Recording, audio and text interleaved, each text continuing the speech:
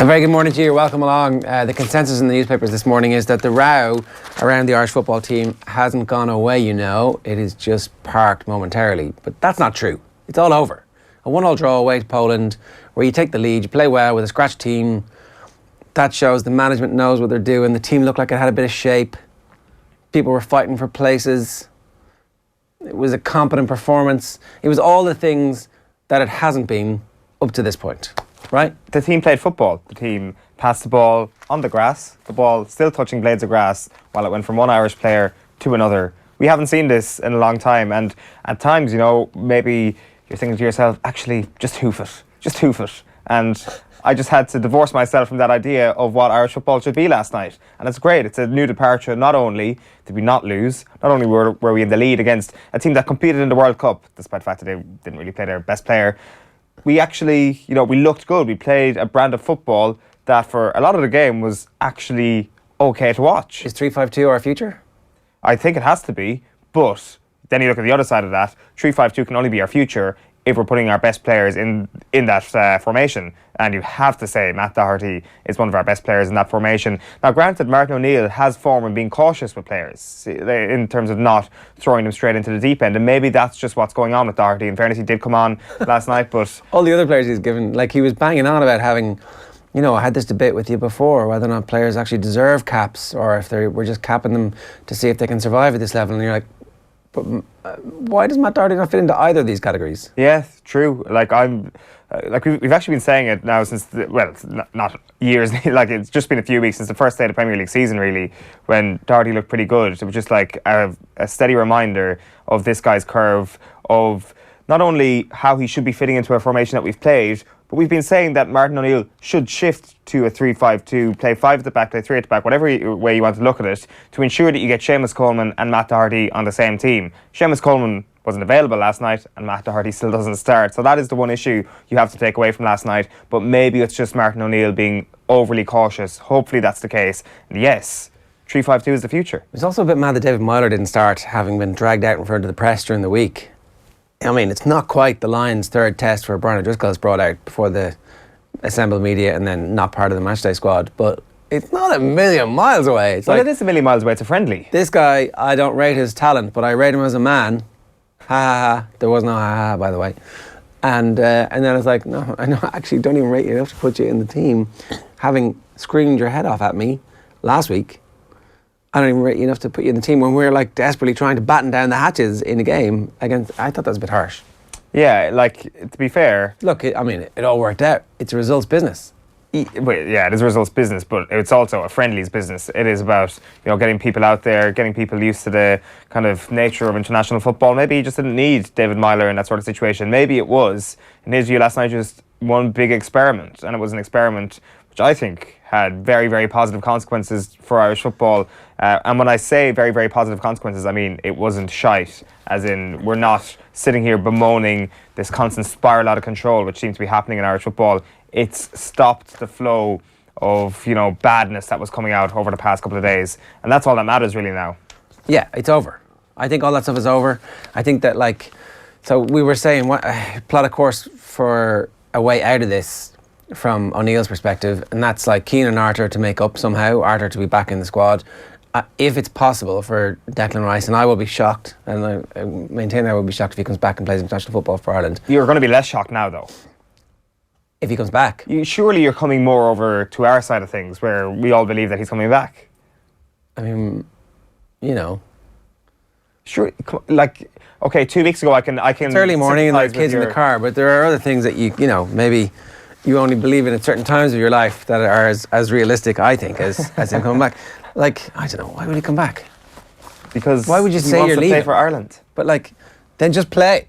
Not that hard. Just play. Stop being. Oh, Harry Arthur wants to play for Ireland. I want to play. I don't want to. Come on. Harry Arthur wants to play for Ireland, and he hasn't played over the last. Well, Harry Arthur's having a row with the assistant manager. How do you know that hasn't happened with Declan Rice? Because we were told twice by the manager that hasn't happened, and Declan Rice hasn't even leaked anything to the media in those terms that it has. Declan Rice is coming back, and Declan Rice is going to be a senior international in a competitive game for Ireland, and I'll bet you a fiver. What's more likely, Kerry to win next year's All-Ireland or Declan Rice to play football again for Ireland? Well, the Dubs are winning 12 in a row, so that would probably rule out next year for Kerry. Declan Rice to play football for Ireland. Declan Rice will play football for Ireland before Kerry win their next All-Ireland. And they might even win the All-Ireland next year. The other thing that's up for discussion today is the Footballer of the Year, Young Footballer of the Year nominees. We kind of knew 2/3 of the Young Footballer of the Year nominees. This is the most titanic battle I can remember. There's the 3 Young Footballers of the Year. Howard and Clifford were the expected ones. And then Tyrone cornerback Michael McKernan, who has had an outstanding season. To be honest with you, I didn't actually know McKernan was young enough to be in the running for Young Player of the Year, such as the maturity with which he's played his football this year. I just thought, I haven't paid enough attention to Tyrone down through the years to actually know who their stalwart at cornerback is. So he's in the thing. In any other year, he might have won this gong, but it's obviously between Howard and Clifford. It is a titanic battle. And what are the odds? I haven't checked them yet. I haven't checked. You would suspect that Howard has nudged himself into slight favouritism. I don't know. I think that so it's voted for by the players, right? And the goal is the thing that everybody goes, do you know what I mean? The players are more intelligent than watching the Sunday game highlights and not them watching the Sunday game highlights, then remembering one of the highlights from the year and suddenly boxing that off as kind of a solo thing. Players are playing Fortnite. And doing. They know that Brian Howard is an outstanding footballer. They know what he's done throughout the season. They do, yeah. I'm just saying that, like, highlight reels, YouTube, WhatsApp passed around. Like, did somebody actually clip Brian Howard's 2 catches in the All-Ireland final and send them round? Or are you more likely in your WhatsApp group to have got, here, the votes are in, this guy's in it, yeah, grand, I'm having a bit of that. I'm just saying, I'm not like it's right or wrong, it's more likely it's true, right? That's more likely it's true that that's the discourse in WhatsApp groups, but I'm not sure if WhatsApp groups are actually going to be the deciding factor here. I think most inter-county footballers will have watched... They're all on Telegram, is that what you're saying? Yeah, exactly, they're all on Telegram. They would have watched the majority of Brian Howard's games, particularly in the All-Ireland series this year, so therefore they've seen how consistently brilliant he's been. That being said, he's going up against a consistently brilliant forward who has been excellent all summer long for Kerry, so it's just going to be one hell of a battle. I presume that the odds are like 10 to 11 and 11 to 10 one way or the other. So for the seniors, Kieran Kilkenny is 8-1 on, Jack McCaffrey is 5-1 and Brian Fenton is 10-1. You can still get odds on some other players, but don't back them because they're not in it. So there's the senior players. 3 dubs, they had to fix it so that it was going to be justice would be served this year and one of the dubs would actually win it. I mean, James McCarthy must be rolling in his grave thinking, what? 3 dubs? How couldn't I get against 3 dubs? I sure hope James McCarthy isn't in a grave. I'm sure he's rolling somewhere just in this content. Like Jack McCaffrey has done him out of a position on the nominees list there. Kilkenny and Fenton were always getting nominated, just brilliant throughout the year. McCaffrey then semi-final and final pushed himself into the conversation and might push himself, as you say, this might be more closer to your point, the whole WhatsApp thing or short memories or whatever it may be. Jack McCaffrey's semi-final and final performance was better than Kilkenny's and Fenton's performance. Clearly, by definition, he was man of the match in both games and therefore might get more votes because of that. So there's a dark horse. If it's like there's been dark horses who've won for the last 2 years, if we can refer to Andy Moran and Lee Keegan as that, Jack McCaffrey might do the exact same thing this year. Is he also the person who's like if you look at say the All Ireland banquet last year and stuff like that, he's obviously more crack. He's perceived to have more crack. We don't know, but like maybe people kind of see him as more of a bubbly character or something. I don't know, and maybe that might push a few votes his way. Like it has the All Stars become a popularity contest within the inner sanctum of inter-county footballers? Probably has. But ultimately, you've got to be there in the first place by outstanding performances. And if any of those 3 lads got it, I think it's hard to make a case against them because there's all huge cases for them. Yeah, I can't find any odds at the moment on the... You're not allowed to bet on the Young Player of the Year. Oh, you're not? Because, well... Yeah, I mean... Because obviously you're not allowed to bet on minor games anymore. But these are seniors. Yeah, I realised that in the middle of what I just said. Oh, don't worry. That's like the patronising. Oh, Carlo, Kildare, Kerry, come on down. You can get some All-Star nominees this year. Kildare shitting on Kerry this year with 3 nominees. You're 2. Well, what do you think of that? I think that more counties should deliberately get knocked out of provincial championship and just get more games in the qualifiers that are like live in Sky Sports. And sure, nobody watching on Sky Sports is the thing that they're all lying about. Well, obviously everybody's seeing enough games. Isn't one of the Sky Sports commentators on the All-Star selection panel? What? Oh, Dave McIntyre. Yeah. What's coming up on the show? We're going to talk about the Republic of Ireland. Gary Breen's going to join us a little bit later on. We're going to talk with a Kerry legend, a stalwart who was heavily involved in helping to elevate Kieran Donaghy's game. Jack O'Connor's going to join us around about 8:30 as well. The Donaghy retirement.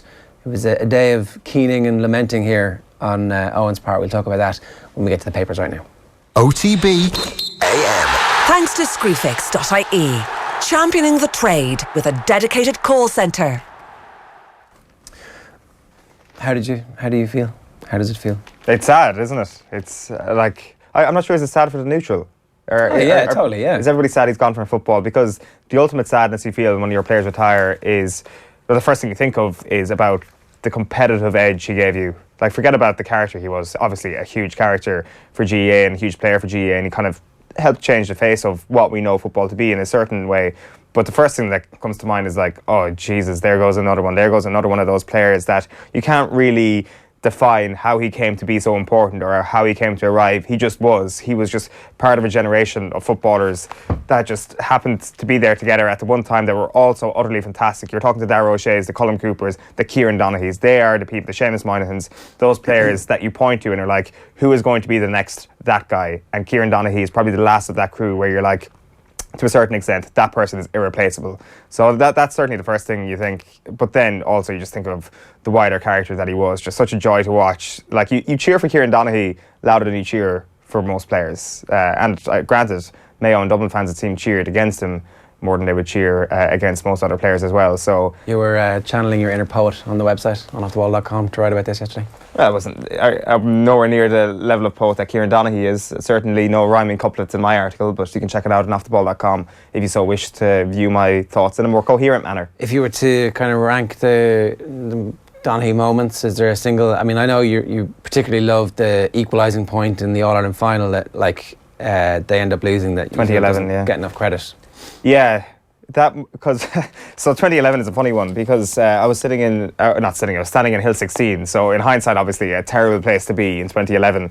And just imagine how cocky we're. Well, let's go to the hill and we'll be taunting the Doves afterwards. Well, it's funny you should say that. So Kerry were 3 points up at that point. It wasn't me, but there was a friend beside me who started chanting to Dublin fans around him, you're not singing anymore. And I was like, what are you doing? We're only 3 points up here. What are you doing? And then suddenly, like, man happens, and it's like, oh shit, we are dead. Like, I wasn't really familiar with what Dublin was. I was like, these people are going to kick the shit out of us because we were singing. You would have deserved it, yeah. And then suddenly we're a point down, and Kieran Donaghy scores that point, and it's like, yes, we're finally going to hang on here. It's going to be a draw.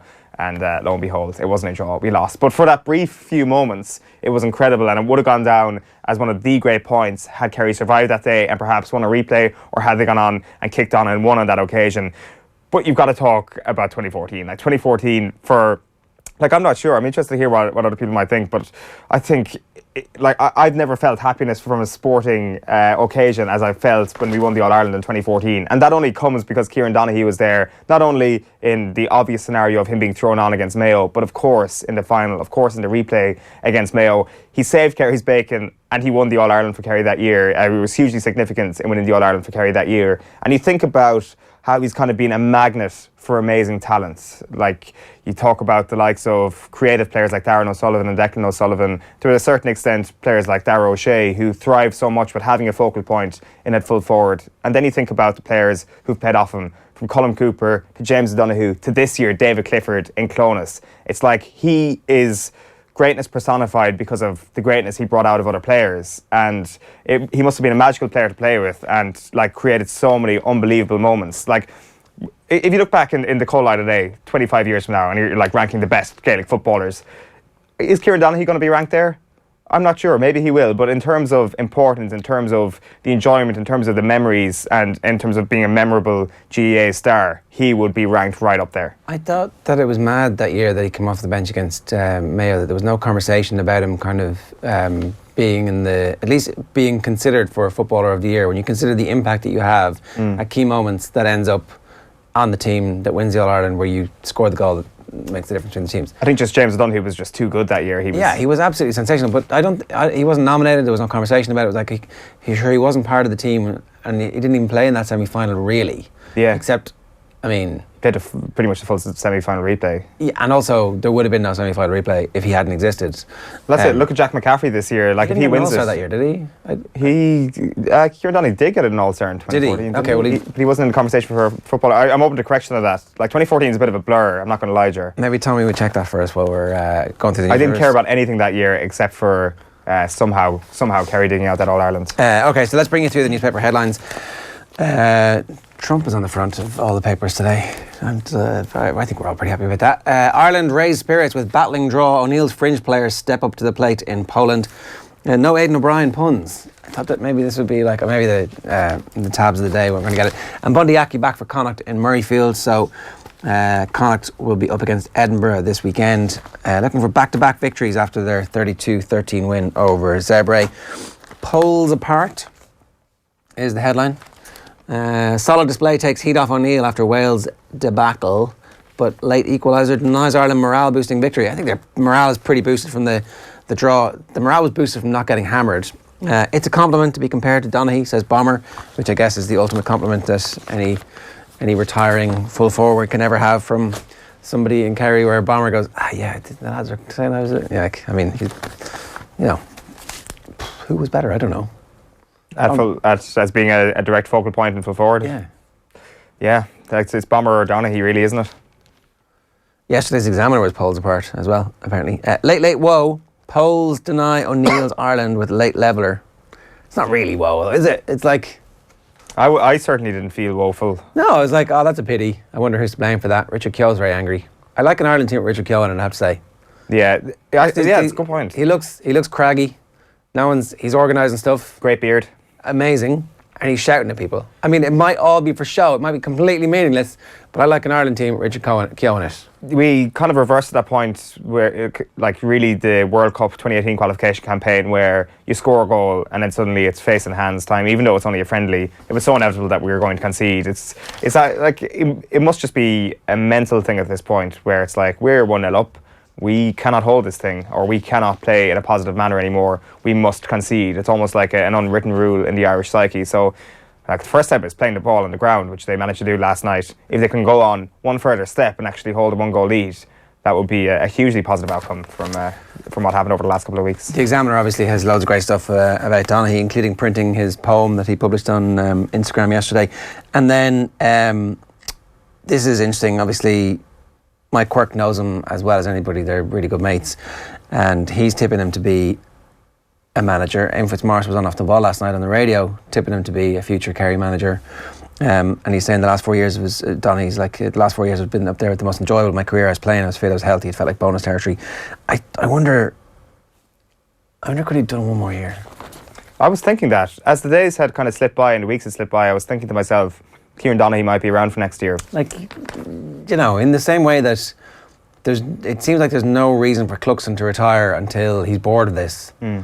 Doesn't really seem there's like that much reason. Now, there was all that stuff around the Irish Open and whether or not he'd been dropped before going to it and all those rumours, and you're thinking, like, maybe if they'd stuck him in the team a bit earlier in the season, if they'd played the full game, would things have been different for them? But like, he ultimately created the best moment of the summer for Kerry this year, which would suggest that he's good enough to go on one more year, but maybe he wanted to go out without kind of looking like a flailing old man in the side, and he wanted to go out with a lot more respect, and that's probably a reason behind it as well. Just mentioning Mike Quirk there, I'm not sure what's going to happen over the next couple of months when it comes to the next managerial appointment, but I would not be surprised in, say, 4 years' time that Mike Quirk and Kieran Donaghy are both standing on the sideline for Kerry in some sort of managerial capacity. A lot has to go down to how Quirk does with his club over the next couple of weeks. It could be a potentially massive season for him at Kearns O'Rahilly's. So just explain Kearns O'Rahilly's. Go on, tell everybody who is unfamiliar with the nuances of the Byzantine Kerry football. Tommy Walsh could be back. He scored 2 goals at the weekend to beat Dr. Crokes after being 9 points down. Which is an outrageous result. When Crokes were 9 points up, it's like Crokes are doing Crokes things again. And to be fair, it wouldn't have been Rahilly's season over because there's a back door at that point. So Crokes got into the back door. Tommy Walsh scored 2 goals, along with, they've got some top level Kerry talent in terms of Jack Savage, in terms of Barry John Keane, and of course David Moran. If they win the championship, David Moran will be Kerry captain next year, which can only be a positive. But separately to that, it seems that Mike Quirke has taken him from a place where they almost got relegated from senior championship football last year. They survived by the skin of their teeth, had to play a relegation playoff, to a point now where they're actually in the conversation to perhaps go all the way in the championship. That's a pretty successful managerial achievement already. A couple of more years with that, maybe get him into the Kerry setup with one of his best mates, Kieran Donaghy, who clearly has the mentality to be a future Kerry manager. The two of them, you could do a lot worse, Kerry County Board, than getting them inside the tent very, very quickly over the next 2 or 3 years. Rogue Angel out to turn back the clock and repeat his 2015 heroics in today's big Listowel Festival feature. Angel Eyes, another Kerry national, is the lead on the Racing Post. Have you ever been to Listowel to the races? No, I haven't actually. It's supposed to be great. Yeah, we should go down next week and do the whole show from there. Yeah, definitely. Let's do that. Tommy, thumbs up from Tommy there inside. So yeah, let's sort it. Keane Saga, a pound shop, Saipan and Poland game just as dull. I mean, it is. It wasn't. I thought the Keane Saga wasn't boring at any point. I thought it was like very enjoyable.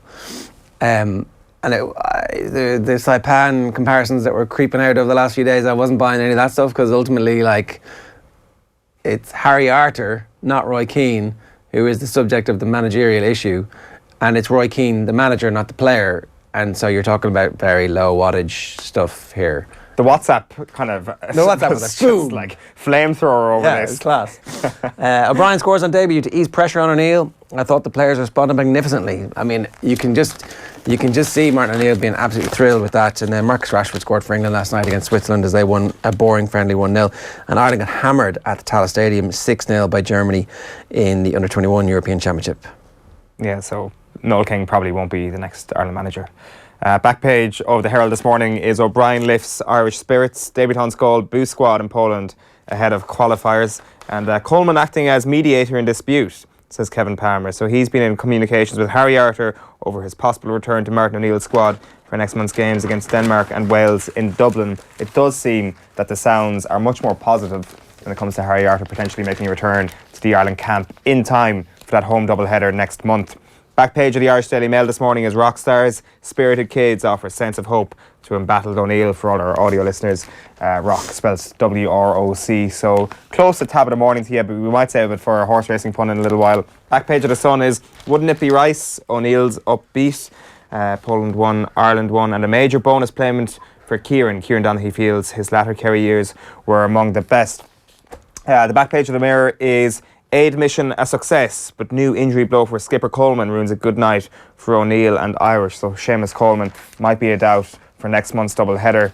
And here is the racing pun on the back of the Irish Daily Star, the only newspaper to go with a racing pun on Aidan O'Brien. Dark Horse is the headline. Unlikely hero Aidan O'Brien helps to restore Irish pride. Dubs up for Gong, says Kieran Cunningham, and Star will be a Kerry boss. Also Cunningham's story there, that's Eamon Fitzmaurice's quotes. And then finally, just a couple of the UK back pages. The front page of the Daily Telegraph sports section is England's perfect ending. Anderson becomes leading test pace wicket taker as Cook bows out with defeat of India. And the Guardian then goes with the football. Rashford to the rescue. England stutter against Swiss before forward pounces. England 1, Switzerland 0. Here is Eamon Fitzmaurice speaking last night on the radio with Joe about 2014 and the miracle of Kieran Donaghy. It was definitely in my plans and in our plans. I suppose I would never say that to a player, to be honest, Joe, because I think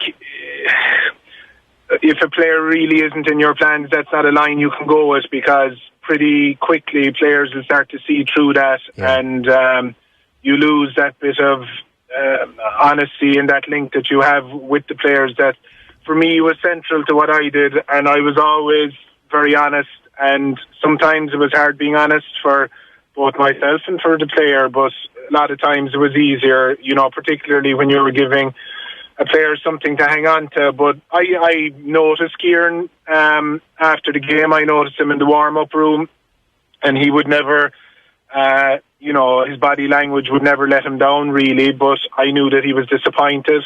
I noticed him on the bus that evening that he was disappointed. Again, not in a very outwardly fashion, not in a negative way, not in a way to be, impacting on anyone else. But I know him well, and I knew that he probably would need something. And by the time we came in to training on the Tuesday night, I can still remember as well having that conversation with him. And I knew he appreciated it, but to be fair to him, it's grand. all the talking in the world makes no difference really, but he really did react, and he reacted very well in the training pitch, and he really went after it. And I think afterwards maybe it was painted as a desperate manoeuvre against Mayo throwing him in there, but we knew that he had been playing well in training, and he had been playing a bit of midfield as well as playing inside, which had given him a bit of confidence. I think just getting around the field and his body feeling good again and just handling a bit of ball. Yeah, just handling a bit of ball and slaying Mayo. I did think that one of the best tributes for Donaghy was going to come from Mayo, because basically he is the curse made human, that like whenever that priest cursed the team, somewhere along the line, up in the stars, in the style of Superman, Kieran Donaghy was created and comes down as kryptonite for the hopes of Mayo football. Because like every time they go into an All-Ireland final with some hopes, Kieran Donaghy just in their mind's eye, there's this kind of flashback to him kicking the ball into an empty net, an empty Mayo net, with Mayo bodies strewn on the ground, like some Spanish tragedy. Maybe like that, if you'd said that at the time, maybe last August after Mayo beating Kerry, I would have been like, this is all set up for Mayo. They've exercised every ghost. They've literally exercised Kieran Donaghy to the point where he's punched Aidan O'Shea in the face. This is so poetic. And even in Donaghy in isolation, I thought after that moment, like obviously I was devastated after Mayo had won that game, but I was like, this is actually perfect. This is exactly how the Kieran Donaghy story was supposed to end. With a punch to the face and showing a middle finger to the association to like stick it to the man basically is what Kieran Donaghy wanted to do throughout a lot of his life. And he did it on the last day. You know, when he talks about the 2014... Throw a petrol bomb over your shoulders. The 2014 semi-final drawn game, when he says, good game, Seamus, to Aidan O'Shea. It was just like the perfect put-down. It's like beautiful. It's written in his book. I love that story, because he says as well, he's like, I looked him directly in the eyes and I said, well done, Seamus. And he said Aidan O'Shea had no idea what he just said, and it kind of was a delayed reaction, because Seamus O'Shea had caught the ball from the free that went in just before that, and it probably saved Mayo from getting themselves a replay. He just goes up and says, well done, Seamus. Like, the thing is, it goes without saying, really, but like even Mayo fans need to appreciate someone like Aidan O'Shea, and it's like not what they do on the pitch or anything to do with what they put like on the scoreboard statistics-wise or anything like that. It's to do with the characters there, and it's not even that they're kind of like the rock stars of the GAA or anything like that. There's something much harder to put your finger on what it is about these characters, the likes of Kieran Donaghy's, the likes of Aidan O'Shea's. I guess Kieran MacDonald has a bit about him as well. Michael Darran Macaulay has it about him as well in the current Dublin setup, that like they're players that a lot of people will say are their favourite players from those counties, and you've just really got to appreciate every moment that they're playing for your team, because ultimately they're so important as well when it comes to competitive advantages. There were loads of tributes rolling in. Hello, Will, by the way. How are things there? Just appeared out of nowhere there. There's loads of tributes here from former teammates. You were taking us through these? Yeah, so Darran O'Sullivan here saying, what a journey it's been with this guy, the big man with the most infectious personality. Lucky enough to play with some legends, and he is one of them, but he's out on his own as the best teammate you could ever have. A lot of people saying that, actually. Mark O'Shea saying something similar. There is Darran O'Sullivan and Kieran Donaghy on opposite sides there in that photograph, and on his shoulder there in that photograph. What's that, 2009 maybe? And then Donica Boyle here. Kieran Donaghy has retired. Croke Park, always set up when the ball was travelling into him on the edge of the square, and still think he could have caused a bit of chaos in 2019. I do too, I do. Like, you kind of feel like he could have gone on to 40, 44 if he wanted to. Yeah, Mick Foley saying there was a time Kieran Donaghy was the most lethal and exciting attacking weapon in football, that he was still a go-to guy for Kerry in his last season is the greatest statement on a marvellous career. Great player, better fella. That's nicely summed up. Kieran Cunningham saying Kieran Donaghy's wedding. Who's not following Kieran Cunningham? Kieran Donaghy's wedding to Hilary Stevenson produced one of the great Kerry statistics. Fired. There were 300 guests with 105 All-Ireland medals between them, which is outrageous. But then, like, he could have just been 20 from the golden era. Mike Quirk says, whoever would have thought that a basketballer masquerading as a footballer would turn out to be Kerry's most important player for more than a decade. Kieran Donaghy was completely egoless on the field and was the epitome of everything you'd want in a teammate. Kerry royalty. Rog saying, well done at Starry Boy 14. Easy to enjoy the afterlife after everything you've given. Legend, fair play. A Cork man tweeting through gritted teeth, no doubt. Not really. But Mike worked just on the basketball thing there. Like, I think a lot of people... This is the poem that he put up. Go on, give it to us go on, give it to us as if it was like a pea show you were doing at the end of a week. Well, you know, I'm not going to be able to do it as great. When Kieran Donaghy comes on, he can... Read it off your phone. Great. I can read it off the screen here. It's all good. So up to Croker 97, the poem starts. My dream it began. No, come on. Give us a performance. Go for it. Come on. What is the name of the poem? I don't know. This is Kieran Donaghy's poem, A Farewell to Kerry. Up to Croker in 97, my dream it began. Standing in the alley, I said, maybe I can. The famine was ended and Kerry were back. As a minor 4 years later, I'd give it a crack. Thank God I'm from Kerry, we sure are the best. History, tradition, St. Brendan on the crest. I played right on the edge, not a backward step taken. Will I ever apologise? You must be mistaken. By God it was special, the green and gold on my back. I did my job well, in the air I'd attack. To the jersey, I love you, I wore you with pride.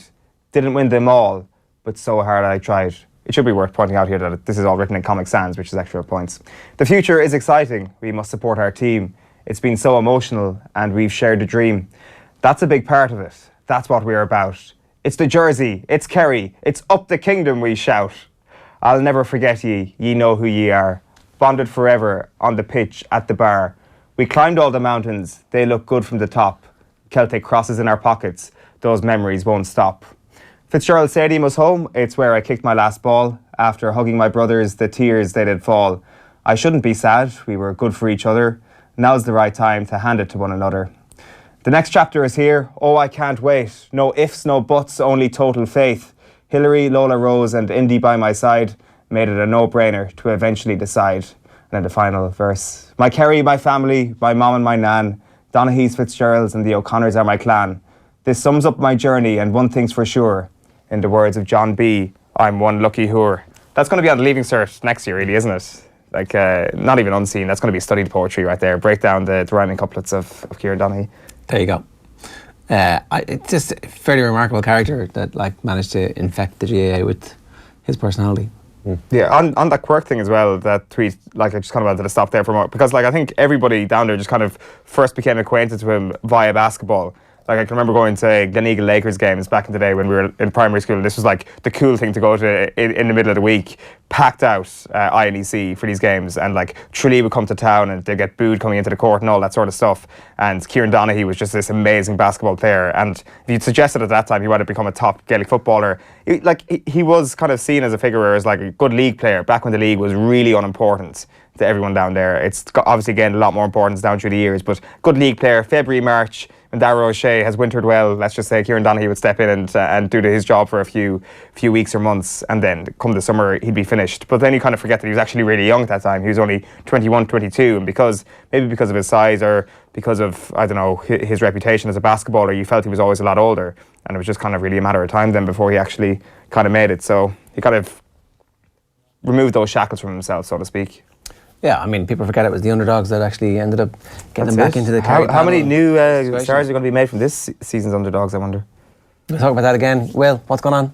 Well, we know the nominations now for the All-Stars, Darran. Kieran Kilkenny, Brian Fenton and Jack McCaffrey in contention to be named Footballer of the Year. The Dublin trio complete the shortlist for the award after their exploits in securing a fourth successive All-Ireland title. Brian Howard has been nominated for Young Footballer of the Year alongside Kerry's David Clifford and Tyrone's Michael McKernan. 12 of Jim Gavin's Dublin panel are in the running for All-Stars. You've got Kilkenny, Fenton, Howard and McCaffrey, joined by their captain Stephen Cluxton, defenders Johnny Cooper, James McCarthy, forwards Conor Callaghan, Dean Rock, Niall Scully and Paul Mannion. Tyrone Monaghan and Galway all have 7 representatives, while Carlow have their first All-Star nominee in 24 years. Paul Broderick has been included after being the 6th highest scorer in this year's championship. The Laois goalkeeper Graham Brodie, Fermanagh defender Che Cullen and Armagh forward Rory Grugan are the only players that didn't reach the Super 8 to feature on the 45-man shortlist.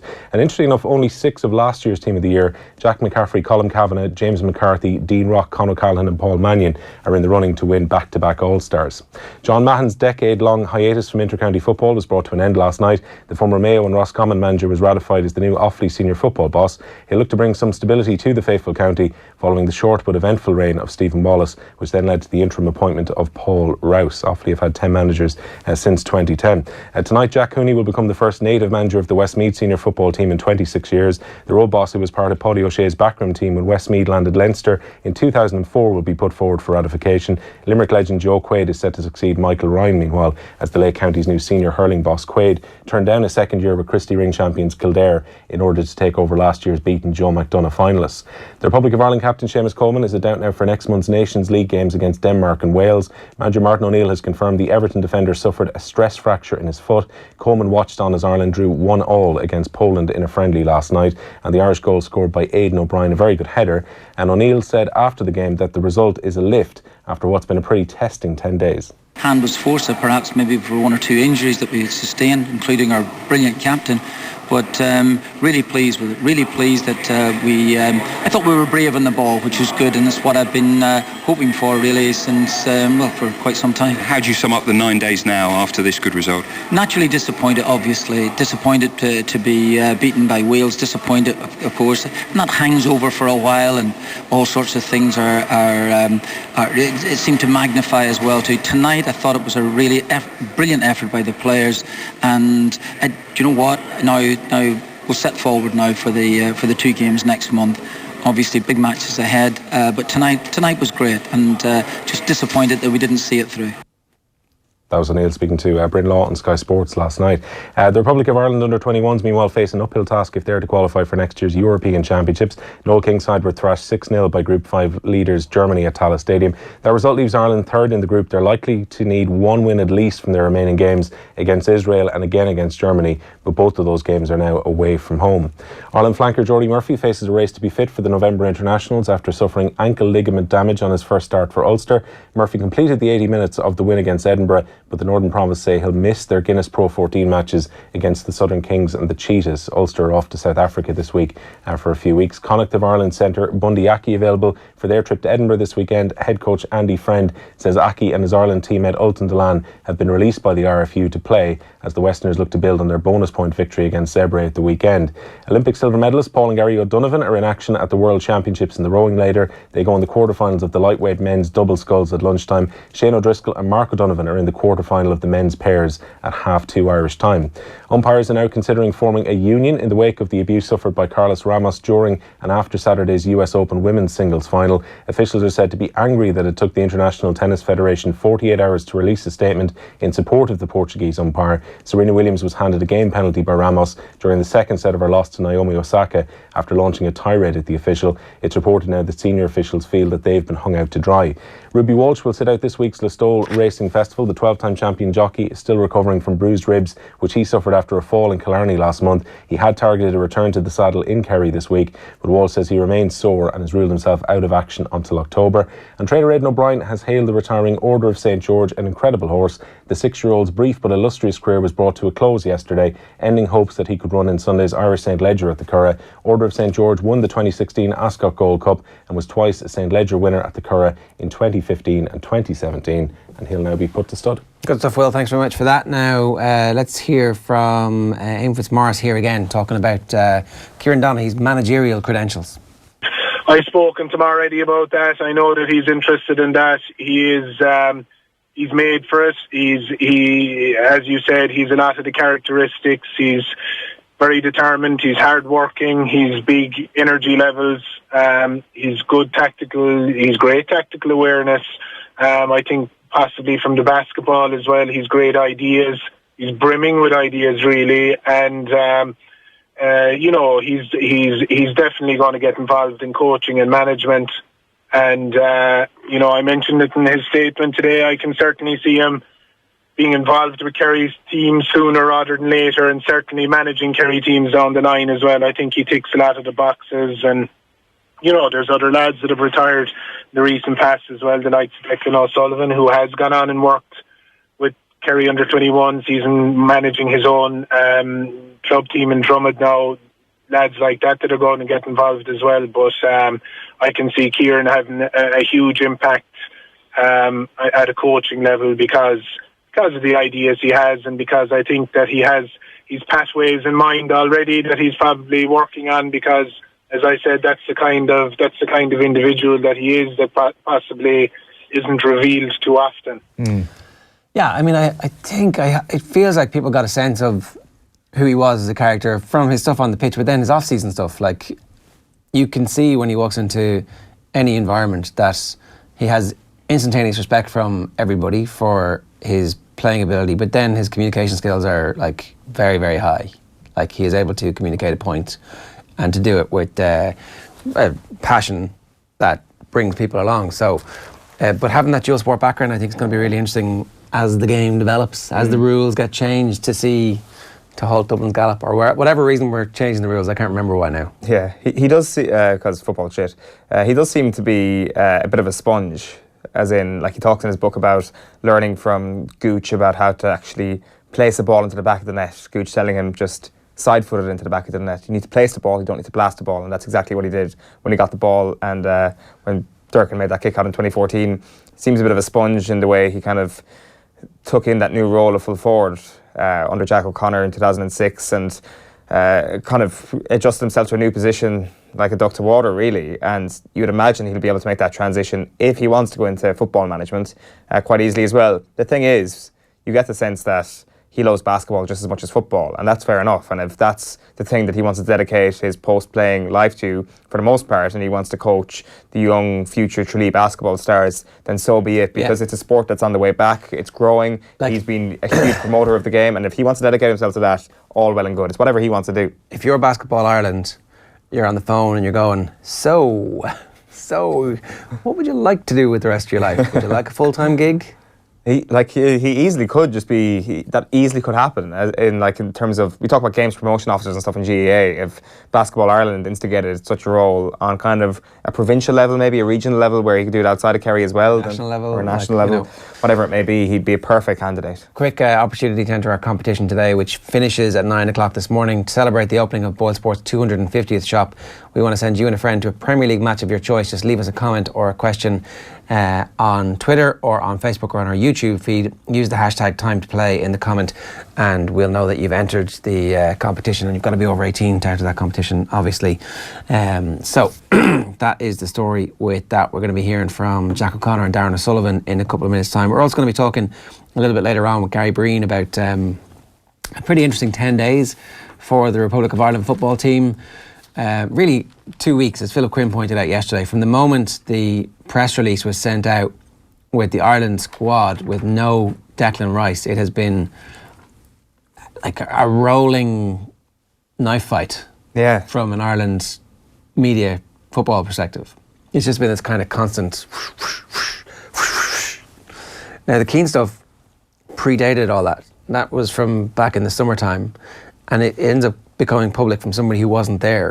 So it's clearly something that's being spoken about in the squad, and that probably is one of the reasons why you would feel they need to get out in front of it now, and they have a little bit of breathing space. Yeah. If they've been hammered 3-0, 4-0 last night, then all of a sudden it's like, this can't get any worse. But the performance was good. There were some players who put their hands up. There was like a style of play which was a bit different from something that we've seen in a while, or at least the effort from a style of play to try and make things a little bit different. So I don't know, it's going to be interesting to see what people's response is to the performance last night, and whether or not, because it's a friendly, the Ireland management team get any credit for it in the eyes of the public. So we'd like to hear from you this morning. You can tweet us here at Off the Ball AM is the Twitter handle for this show. You can always get us on our main Twitter feed as well. But of course, people keep asking, is it possible just to listen to this show as a radio show? It is. Just go on to offtheball.com and hit play in the top right hand corner. Yeah, like the thing about this, I wonder, is it just been better for everybody, regardless of the result last night? Just give everybody a little bit of a break from one another. Just clear the decks a little bit, and not so much to show what the other players can do.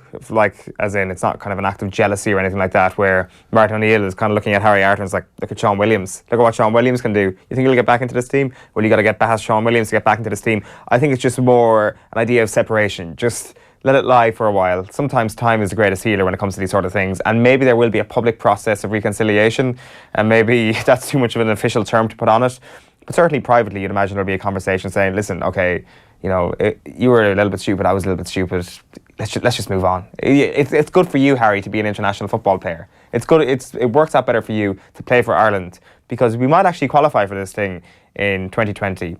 If you just come with us, the exposure you'll get, you'll become a national hero, and I can put it to bed and you can put it to bed. And that might be the conversation they have, and Harry Arter comes back in next month and it's all forgotten about. The Declan Rice situation then is an entirely different thing. That's a whole new chapter that needs to be negotiated.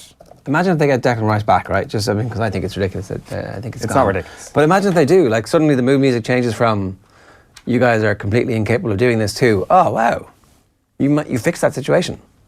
Like that's a massive reverse. Yeah, it's And almost that, as if that buys them the rest of the Nations League, I think, and that guarantees that they'll be in charge for. There's a lot riding on that now, I would say. if Declan Rice comes back and plays for Ireland, then this whole situation has been one massive win for Martin O'Neill. It may have been hassle to get there, but the entire thing from June onwards has been just one big thumbs up. It's actually made his position more secure. Yeah, totally. Yeah, Despite the fact that they might have been part of the process why the grip on him was loosened. Yeah. So yeah, it's interesting how those things work. Also, like, where does Martin O'Neill go from a style of play point of view after last night? Like, that was We've got some good drastically different at defenders. times. We've got some good defenders. Maybe 3 at the back and wing backs is the way to go. Like, could you play Seamus Coleman as one of the 3, or does he have to be the wing back? Like, or could you play Cyrus Christie as one of the 3? Does he have to be a wing back? Like, are you? Because there's pace. There are 2 fastest players, and obviously it doesn't look like we're going to have Seamus Coleman because it's been reported that he's got a hairline fracture, and so he's going to be out for the next 2 games. But I don't know. I think the logic is that Seamus Coleman will play as a wing back just because of his attacking prowess. But then again, why was Cyrus Christie stationed at right mid against Wales last week? That would suggest that Martin O'Neill views Cyrus Christie as the better offensive prospect. So maybe the Seamus Coleman injury is the point when Matt Doherty officially becomes a stalwart in the Irish team, and he eventually pushes Martin O'Neill into the direction of thinking that finally this guy is good enough to play for Ireland, because there is something there that isn't quite right just yet in terms of the way Martin O'Neill views Matt Doherty. He just clearly doesn't rate him highly enough right now. Something's happened. Do you think so? I don't know. It doesn't make any sense that you're like, now you're playing in the Premier League. You were like, I think for a good team in the Premier League. Was he player of the season in his position last year? Was he in the team of the year? Championship. Yeah. So like, no, we definitely rate all these other players way ahead of you. Yeah, makes sense. But just to go back, so you picking 3 at the back. Yeah, gives a bit of security. Gives like, do you try and put somebody else? The problem is who plays at the left of the 3, because whoever's like, you'll have Shane Duffy at the heart of the defence. Like, do you trust Kieran Clark on the left of a 3, or do you trust Shane Duffy on the left of a 3? Do you then suddenly make it so that it's either Duffy or Clark at the heart of the defence, and then maybe Kevin Long on the left of a 3? Is he a better option on the left? Like, that's like by playing. Keogh, does he only get to play meaningless friendlies now, or do you like say, look, you play well for Ireland, your club football matters less to us than how you do for us? Like, obviously the thing with Richard Keogh is that he's a very, very good defender at the best of times. It's when the ball is at his feet he can sometimes struggle, and maybe that's a misconception about playing 3 at the back. Maybe when you say 3 at the back must mean they must all be ball players. Why can't you have a 3 at the back that are just rigid, hard men? Two-thirds of them can be. Yeah, like, I think Kyle Walker has been largely responsible for this, where it's like, look at that really attacking wing back playing on the right of a 3. Maybe all our back 3 need to be ball players, but that's not really the case. Yeah. We can change this, you know, it's... Would James McCarthy play in one of the 3? I think that's a bit of a step too far, isn't it?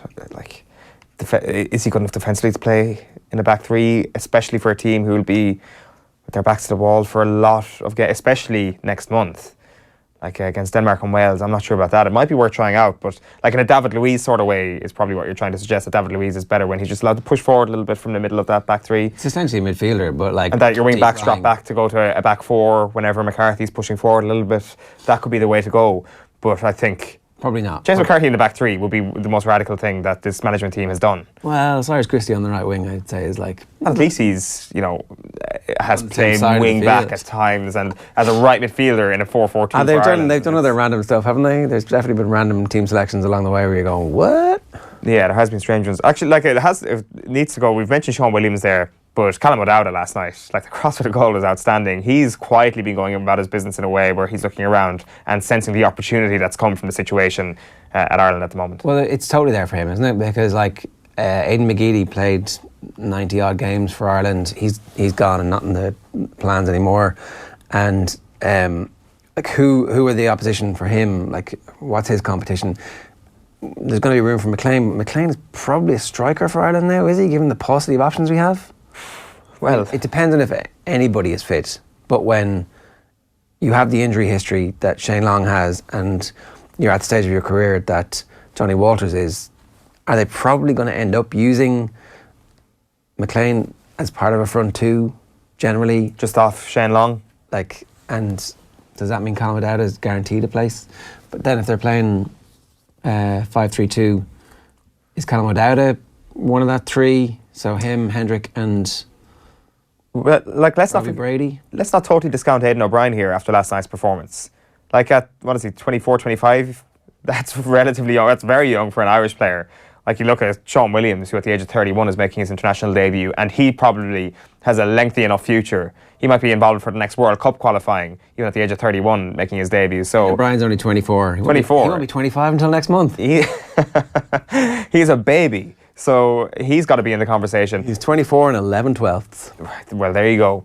Shane Long is Ireland's #1 striker.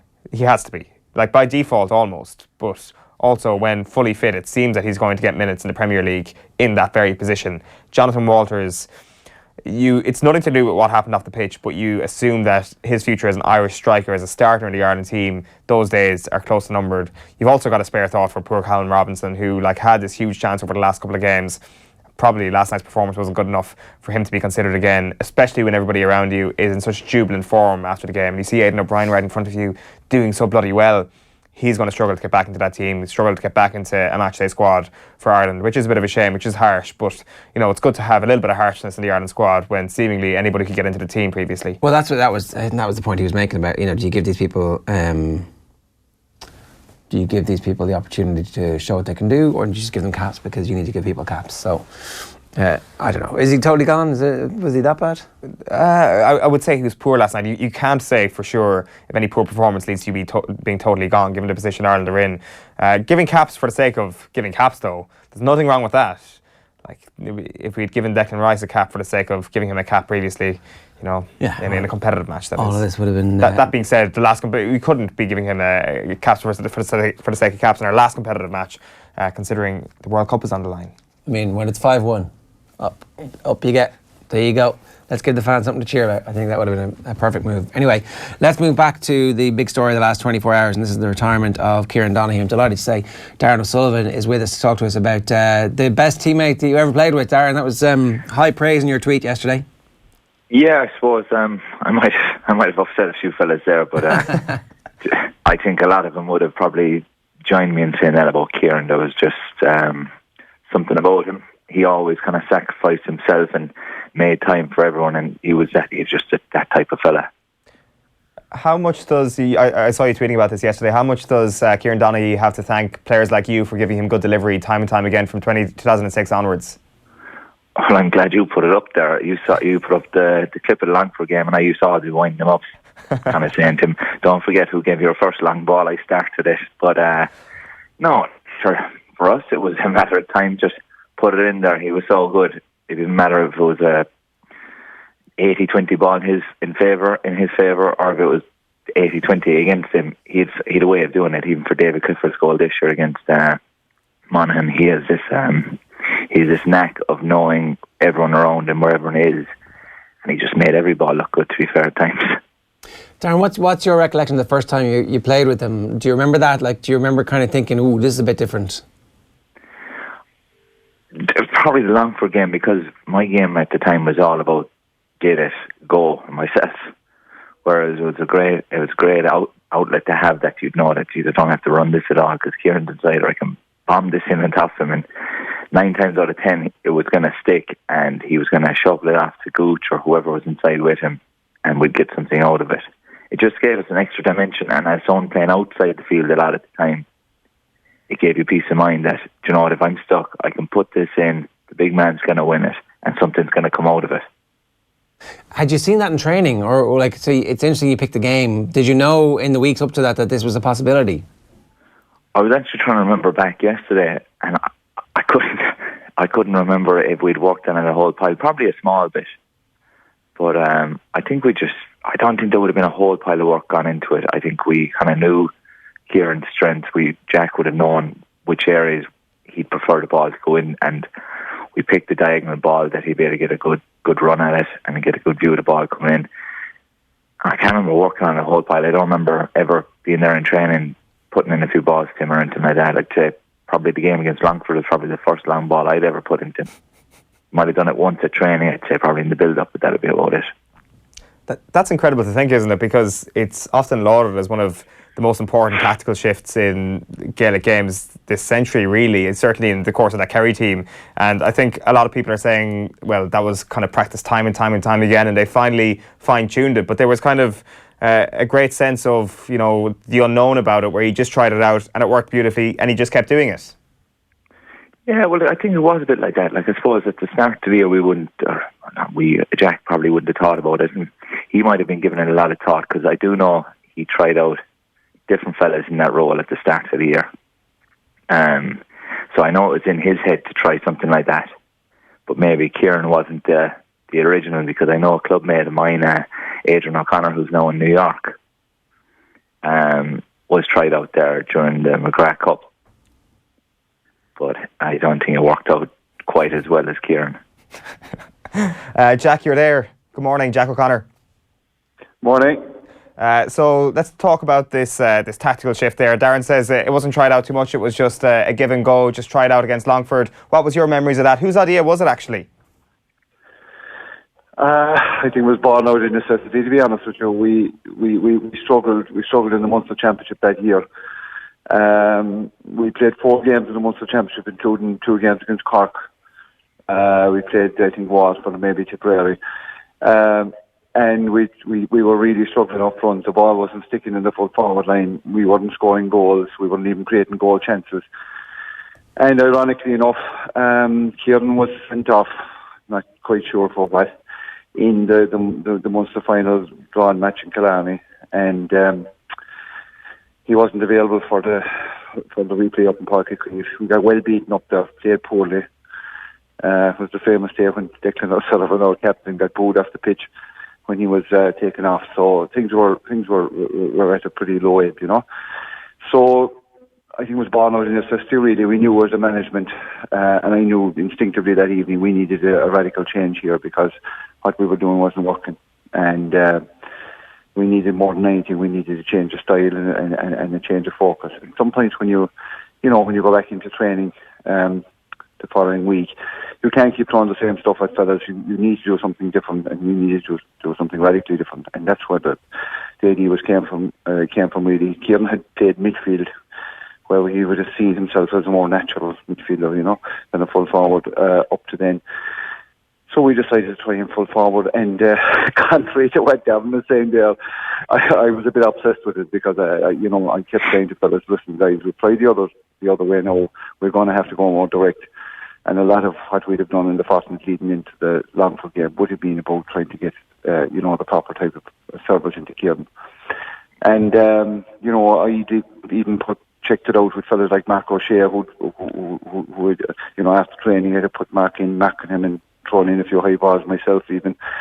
And I'd have asked Mark, how do you find him? And he'd said, Jesus, he's a real handful, So we were confident enough that he would make an impact in that Longford game. Now, we know in our wildest dreams, we think that he'd have the impact that he had, Was it instantaneous? Was it like as soon as it happened, did you realise, okay, we've got something here? Because Owen Brosnan scores a hat-trick that day, and everybody talks about the impact that Star has. Well, I'll give you a stat so that'll tell you that'll tell you better than anything what impact he had. In the 4 games before Longford, we hadn't scored a goal. I don't think we'd even created goal chances. In the 4 games we played after, including the Longford game, we scored 11 goals. So that would have been, that a lot. I think he might have scored 2 of those goals himself, but I reckon he had a hand in maybe most of the rest of them. So that alone tells you the impact he had, and it just revitalised our season. It gave us a bit of confidence back, gave us a bit of direction, and he was new on the scene, and people weren't prepared for him. So you're telling me there that maybe we hadn't a whole pile of time to work on what we were trying to do with Kieran. Well, the opposition hadn't a whole lot of time to work on dealing with him, So certainly it worked beyond our wildest dreams, to be honest with you. And so you were obsessed with it. Was that obsession with trying to get him into the full forward line all season and kind of getting up to a level of understanding how the game worked with the Kerry seniors up to that point, or did you kind of had you seen him as a midfielder up until the Cork game and you realised you needed something different? Well, you see, you must remember that Kieran was only trying to find his feet at inter-county level. He'd been on the edges of the scene, but that was his first year. Trying to nail down a spot on the team. And, would have been a big ask to flake him in full forward straight away. And because, you see, at full forward, you don't get your hands on the ball an awful lot. You get a lot more ball at midfield, especially a guy of his height, 6'4", 6'5". So, it worked in reverse. To get him ready for full forward, you almost had to make sure that he had played a bit of time in midfield, so that he got a bit of possession, and felt that he could play a part. And I had said that to him, when we put him in at 14. I said, look, if it works out for you, fantastic. If it doesn't, you go back out midfield. So don't feel that you're under too much pressure, because the inside line is the hardest thing in Gaelic football to do is to feed the inside line properly. And I knew it was a bit of a risk and a bit of a punt, but we had nothing to lose at that stage. So it was important that he started out midfield, early in the season, just to get his, a bit of grounding and to get dip his toe in the water. But it would have been a huge ask to put him straight in there from the word go. There's a tweet in here from Dan Morris saying Donaghy will rightly go down as a Kerry great, but also the ultimate in shithousery. Darran, is that something you'd agree with? Kieran was well able to look after himself, yeah, but he'd only give as good as he got. The problem most defenders had was he was quicker with the tongue than they were.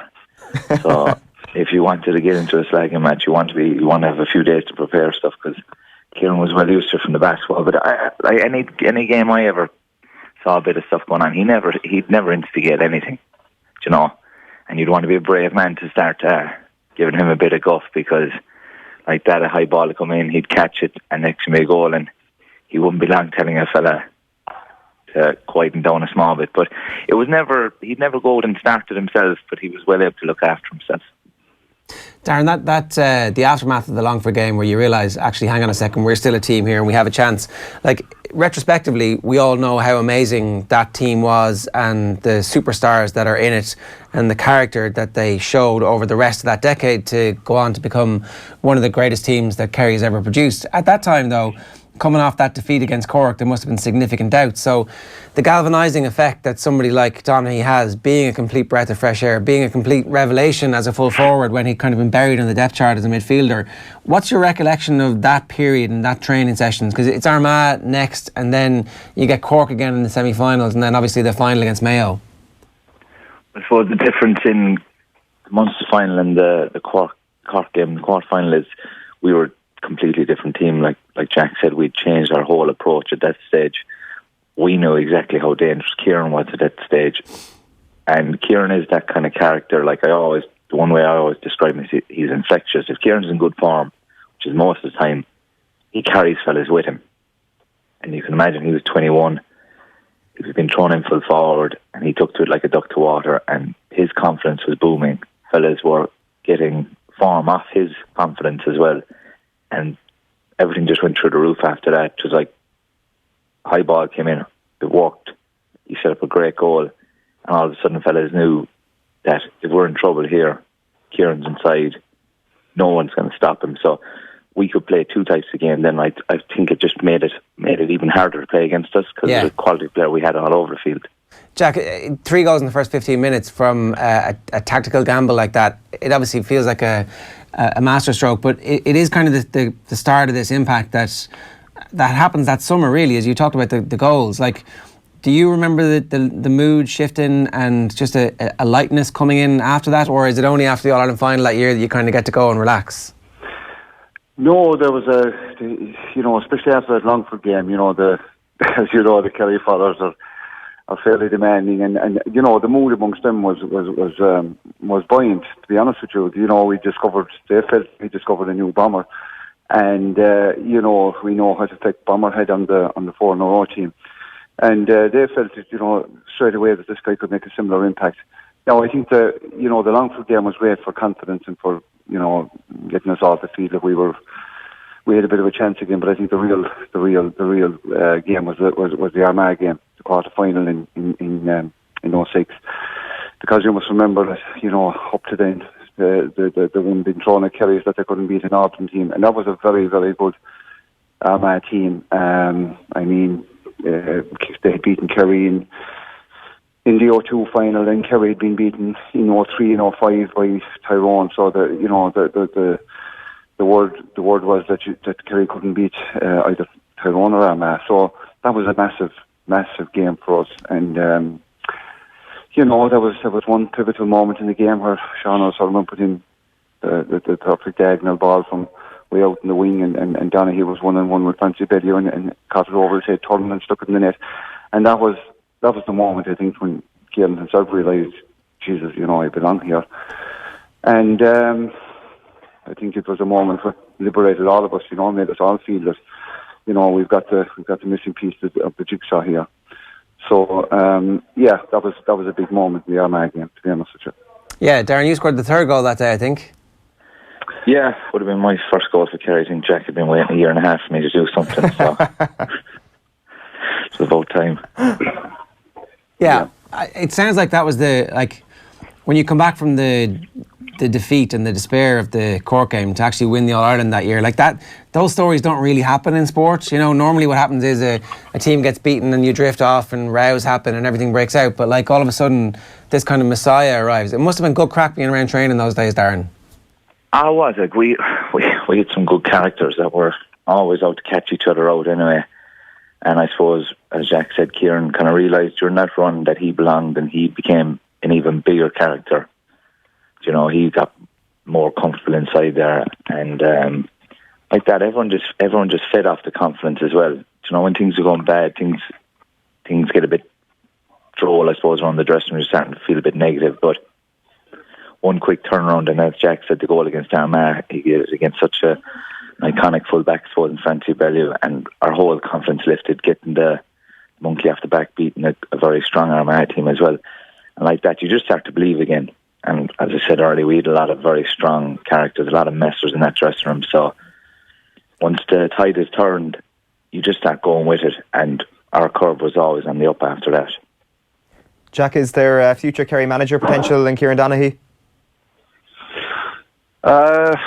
Who knows? He certainly has a good presence and good ideas about the game. But you know, it's early to be talking about him making that jump. I know he made a fair jump with us in 06, but that's a higher hurdle again.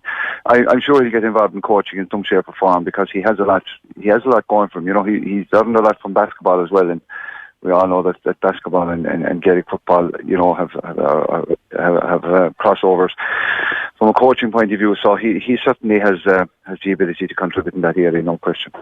The substitute appearance against Mayo to rescue that semi-final before the replay, for me, that's kind of the impact of somebody who doesn't have the ego that a lot of people would have at that stage of their career. It's almost kind of like almost his greatest achievement in some respects, Darran.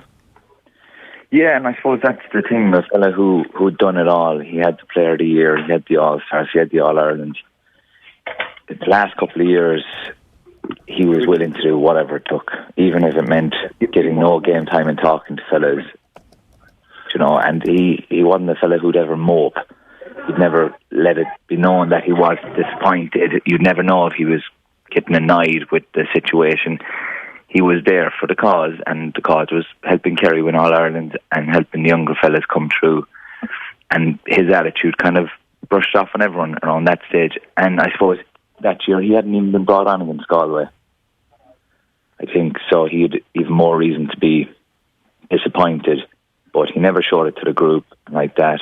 He came on, made the difference, and probably was the reason we ended up winning the All-Ireland in the end and won another All-Star. Yeah, fair play to him. Lads, it's been great to hear your memories of him. Thanks a million for joining us this morning. Yeah, you're welcome. Thanks. Darran Sullivan and Jack O'Connor talking to us there this morning. Yeah, so a few comments were right doing the rounds about Kieran Donaghy's character in the field. I never understood why he was targeted for such abuse from the terrace. one particular terrace. The Dubs. The Dubs. Because he gave it back to the Dubs, and here's the thing: most people don't give it back to the Dubs. They're like, "Oh, Hill 16 might give me some shit," and he's like, "Yeah, give it to me. Come on, give it to me." Well, that was probably it, wasn't it? It was probably a bit of goading, was it, rather than actual anything cynical, you know. When you think about 2006, like there's a proper 30 for 30 in that Kerry season. Yeah. Like Declan O'Sullivan gets booed off the field by his own fans. Yeah. And they win the All Ireland because they find in their training squad they find that they've got the best full forward for the next 15 years.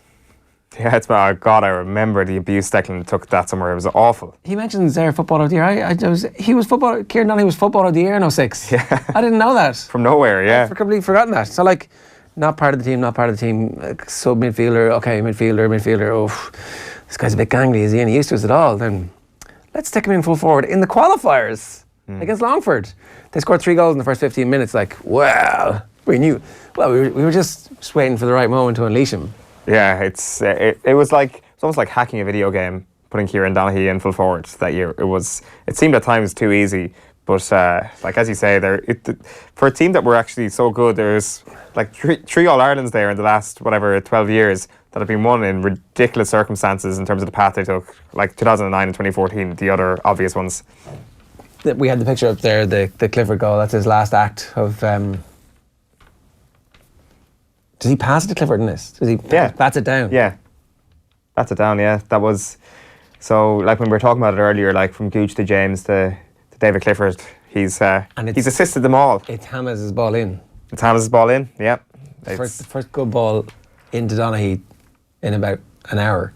Well, maybe first ball. I like that game is already kind of a blur in my head, but I can remember they weren't utilising him as much as they might have been. That extra point, you know. If they had utilised him a bit more, they might have won that game, and who knows what might have happened after that. All right, let's move on to the Republic of Ireland football team. Gary Breen is with us. Gary, you've got Kerry roots, do you?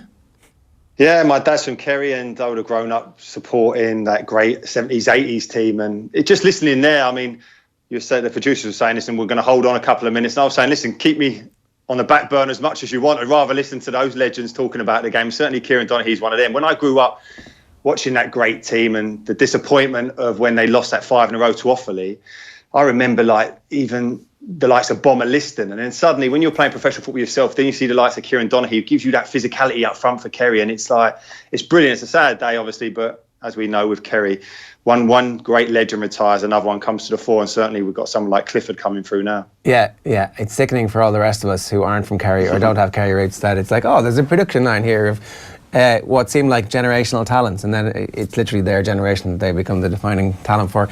Let's talk about the situation with Ireland. I mean, last night... Not quite a production line with a soccer team, unfortunately, but nevertheless, the lads last night gave a really good account of themselves, and it was pleasing, really, because I'm sure they would have seen everything that was happening throughout the whole dramas, and these guys are saying, well, listen, just give me my chance. They listen, as a footballer, you're looking at the performance against Wales, and those guys on the bench in the squad will be thinking, I can do better than that. And a lot of them proved that they could. Yeah. What was the difference? Like, so obviously we played with a 3-5-2, 5-3-2, whatever, however, 3 centre-backs was the kind of batten down the hatches approach to last night. And it seems to suit a little bit our mentality at the moment, and certainly our confidence levels. And we played reasonably good football for most of the game last night. We did, and what the most noticeable thing, just even watching on the television, was the distances between our players. It seemed that wherever we were on the pitch, there was good distances between the units. We covered the whole width of the pitch. We had 2 in attack, so when we went forward, we had numbers. When we went back, we had numbers. But notably in midfield, we looked like we had a presence in there that we never had at all against Wales. We were so stretched. And certainly that back 3/5 suits us a little bit in terms of it covers a little bit of your inadequacies as such. Having the 3 centre-halves in there just was coped a little bit more with balls that would put them in the box. And you have to say that they gave a really good account of themselves. And I think it's taken a little bit of the pressure off of Martin O'Neill. But as well as they played, I'm under no illusions that they've been coached for the last 3 or 4 days in that system. I just think we've seen the likes of John Egan playing that way for his club at Sheffield United, Stevens also, Williams as well in midfield, and they brought that kind of club form, that know-how into the national team, and that was really positive to see. Yeah, like the point you're making about the distance between the players, that was exactly one of the things that people were speaking about in the aftermath of the Wales game, was like, this does not look like a group who have had work done on their shape, work done on the training pitch to define exactly what everybody's role is. And that got flipped in such a short period of time. What's the explanation for that? Well, just what I said, that players will play in positions that they play for their clubs. So all the coaching that they've had at club level, they're able to bring it onto the international stage. I just think that the setup, this is not taking anything away. This obviously took a lot of pressure off of the management team, but I'm not convinced that they've worked on tirelessly on the training field to get a performance like they did last night. If you talk about the strengths of certain people, Christie is a wing back. The fact that you're playing right midfield, all of Christie's strength is coming from deep onto the ball and using his pace. And we saw that for the way he broke from midfield and got that strike off that the centre-half done well to come across and cut off. He's not a right winger in terms of taking balls with his back to play. That's for certain. I think Keogh as captain gave a lot of enthusiasm, a bit of positivity. Would probably have said to the players, come on boys, this is an opportunity now to silence a little bit of doubters. And for his first start in 12 games or so, he was good. Egan at centre-half looked so composed at times. I know he gave the ball away on a couple of occasions trying to hit those long balls over the top, because it was obviously identified that they were going to try and get in behind with Robinson. But even O'Brien, the way from centre forward, he was coming back and linking at 10, taking the ball in a half turn, was something we never saw against Wales. So a lot of positives, there really was. And notably O'Dowd in that left-hand side of a central three. This is a guy who can pick up the ball deep. He's got the ability to then carry us up the pitch. And I thought he was a real positive, and it was capped by that brilliant first touch and great delivery for the goal. Yeah, like you mentioned there, players playing in positions for Ireland that they do for their clubs, and you mentioned John Egan there, obviously playing in a three-man defence with Sheffield United at the moment. How big an advantage is that when you're playing in a three for your club, going into a three at international level? Because we were just speaking about it before we dialed you up there this morning, that potentially we could now see the future of a back three / back five for Ireland, or do we just not have enough players who are playing in a back three for their clubs to be able to achieve that? No, I think we have got the players to do it, and I don't think I think it's been a bit of a surprise, really, that Martin hasn't pursued it more, bearing in mind, if you think of his success for Leicester, that was three at the back. I remember playing against that, the likes of Taggart, Elliott, Spencer Pryor, likewise at Celtic. And you guys were talking about that there's a false belief that all three have to be comfortable and they ball. They don't. Do you remember Baldo Baldi? You didn't want him to have the ball in that defence for Celtic, that's for certain. But they are, all those boys can look after the ball. And what you have in a three is you have options. And that was the most noticeable thing as well last night, is that whenever someone got the ball, there was a pass of 5 or 6 yards away, 10 yards away. It wasn't a case of receiving the ball, looking up and thinking, where do I pass it? They all had simple passes, so you can play yourself into the game. You don't have to be a Rio Ferdinand stepping in, breaking lines, although Egan was comfortable doing it. I'm not sure if that was because he had the number 10 shirt on his back, which looks so strange as a centre-half. But there are options. There can potentially be more if Declan Rice comes back on board. I know you guys are saying about a left-hand side of a three, and Kieran Clark's played poorly his last few games, but nevertheless, when you think of his strength, he can step in on that left-hand side and keep the game balanced. So there's a lot to digest over the next 3 or 4 weeks before the big double header, and I'm sure the management team will do that. We were having this debate over the last couple of days as well about how do we rescue the situation from 2 weeks ago, the press release gets sent out where there's no Declan Rice in the team. And from that moment until Ireland scored last night, there was this sense of chaos enveloping the team from the WhatsApp, from the conversations around that, from all the leaks that were coming out. All of a sudden, it seems like the international break is over. Players go back to their clubs. The stories die down. Mostly, if they can somehow make peace with Harry Arter, and if they can somehow get Declan Rice back, then suddenly, on the face of it, it looks like a unified squad with plenty to play for and maybe a bit of a new identity by playing three at the back. It's like... listen, I'm not convinced it's a unified squad in terms of what's happened. I know Kenny Cunningham come on and said this isn't a quick fix, but they have to address the matter in terms of getting people together and talking. But you're right. I'm so glad this international period is over and they are going back to... Because I cannot listen to another press conference in terms of Martin O'Neill talking about this and his attempts to be funny, talking about Coronation Street and stuff like that. Let's just go away. Let's just regroup. Let's see who is available, who's coming back from injury. I know there's a massive concern now that our captain will potentially miss the doubleheader. That's a massive loss, of course it is. But we just need to just step away from it, let the dust settle a little bit, let them do a lot of work behind the scenes that we're not seeing and not hearing about every day, which we have done over the last couple of weeks. That's what I'm looking forward to, and then we'll see where we are from there.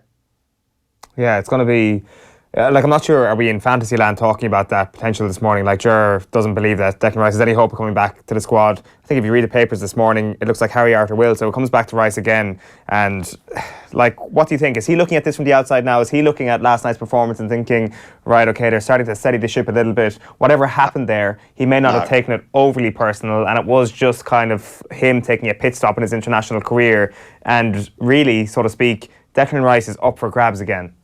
Yeah, listen, you guys are talking about, would it be a coup now for Martin O'Neill to convince him to come back? Listen, Martin O'Neill's going to play no role in this. No doubt about it. He'll make his mind up. It's as simple as that. And likewise, I don't blame Martin O'Neill for him to reversing his decision as such. I don't blame the manager, and I won't give him a lot of credit for bringing him back, because it won't be a case of having to convince him. Declan will make his own mind up. Simple as that. Yeah, and that makes sense. Yeah. Kind of already have your mind made up, but you know, he's still a young man, and sometimes it's difficult to over a period of time, and then you let people down gently. That's what it feels like to me from the outside, and having absolutely no indication from or any instances actually saying to him. But it does feel like the pressure coming on from the club and from the manager and from the English FA just is a bit too concerted and choreographed for my liking, for it to be oh yeah, well look, let's just do this and flutter it up the flagpole and see what happens. All in all, where do you think we are at the moment? Like, is it more or less likely that the current managerial team will still be in charge when the actual qualifiers for the next European Championship start at the moment, Gary? Well, listen, like for any manager, results dictate that. Of course they do. And certainly the performances in the last two competitive games put any management under pressure, despite the fact that you're two of Ireland's most famous sons. And I think a lot of supporters now, quite rightly, as they should do, are dissecting what they're actually doing and saying, OK, how are they influencing this Irish team? Can they take us forward? And even Martin O'Neill's reference to Roy Keane, let's not forget that this is the Roy Keane that drove Manchester United to the titles. It's not the same Roy Keane. That's Roy Keane, the player. What's that reference? It's complete and utter nonsense as such. Why doesn't he reference that this is a Roy Keane who drove Sunderland to the title in the Championship? The Roy Keane is a manager that consolidated Sunderland in the Premier League at a time when they were struggling to do that. They're the references that need to be made in terms of what Roy Keane is doing right now in his professional career. Not the fact that he was a brilliant player, which he was. You know, we're talking about a player who goes down, in my opinion, in the greatest Premier League team of all time. He'd make that 11 without a shadow of a doubt. So I don't understand the references, and that this is what I alluded to earlier. Every time Martin O'Neill does a press conference, I just think, no, please end this. Yeah. Do you think he's been relatively satisfied with what's happened? Not satisfied, that's the wrong word, but it's been convenient for Martin O'Neill that the performance against Wales last week wasn't really spoken about, and to a lesser extent when it came to the politics behind the scenes, he definitely wasn't being talked about because it was all about Roy Keane. Do you think Martin O'Neill was just sitting back watching like the explosions going off everywhere, pretty happy with the fact that it wasn't all about him?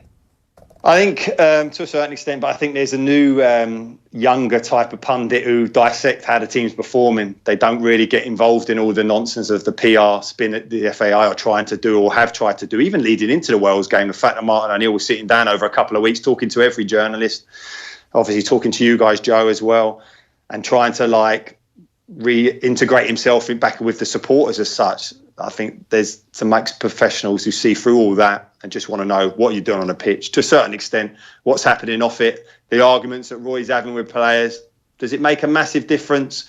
Ultimately, it looks like it has in terms of the storm it's created, but it doesn't in terms of what's happening on the pitch. Yeah, that my take on all of this is that the next two big games, which are proper internationals where you can't wheel on 15 subs or whatever, they're actually going to be hugely important, and they will ultimately, I think, decide whether or not he's still in charge for the European qualifiers.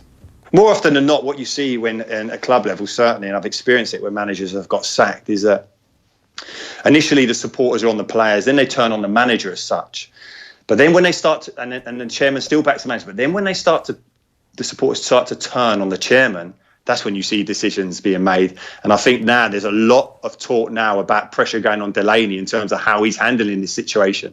So he may be pressured into making a decision. I know there's a lot of chain of thought that because of the contracts they're on, the FAI can't afford to remove them. But ultimately, he has to start running the ship a little bit better than they have done at this stage, because all this drama, it's a bit embarrassing, really, in terms of other countries looking on and what's happening. And it's a nonsense really, and that allied to the fact that the team is not playing anywhere near the level we associate with Ireland teams. I think you're dead right to focus on Delaney, but like every qualifying campaign is obviously unbelievably important, but this is literally the one with the biggest prize at the end of it. We'll get to play a tournament match in Dublin if we qualify, and so if he thinks that somehow that party is going to be pooped and that he won't be able to sit there in the Aviva and like put his arms up to the entire stadium, and it's going to be Martin O'Neill's fault that doesn't happen, then you can see a case where he's like, well, I mean, I need to get somebody in here who's going to make sure that we qualify for this thing.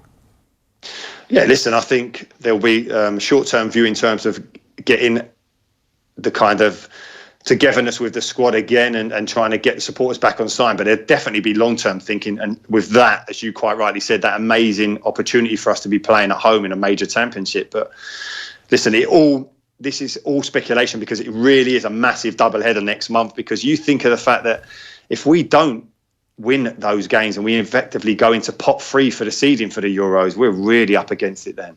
Yeah. Gary, great stuff as ever. Thanks a million. Thanks, guys. Gary Breen giving us some very interesting thoughts this morning. Big decision to make, isn't it? For so Delaney, it's just interesting that he brings it up. The criticism of him from the people who have been critical of him, I don't think is going to be of any relevance. But Dunphy turned on him apparently this week. I haven't seen the piece in the Star. Is it today's Star? I'm not sure.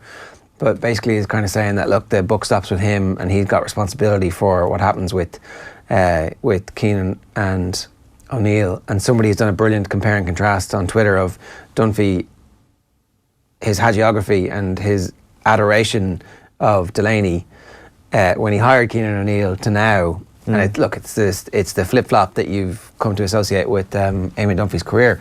But the fact that he's bringing it up is like, ooh, well, if this harbinger, if this analyst of public opinion is going against him, he's got to do something to try and get Dunphy / the rest of public opinion back on board. Yeah, he does say O'Neill won't have his body as dysfunctional as the FAI is his employer is forever. And same goes for Roy Keane, obviously. So that's the line in today's column. It might have been a different day when he had kind of turned against Delaney, so to speak. But I do wonder, like, it feels like we're quite upbeat this morning.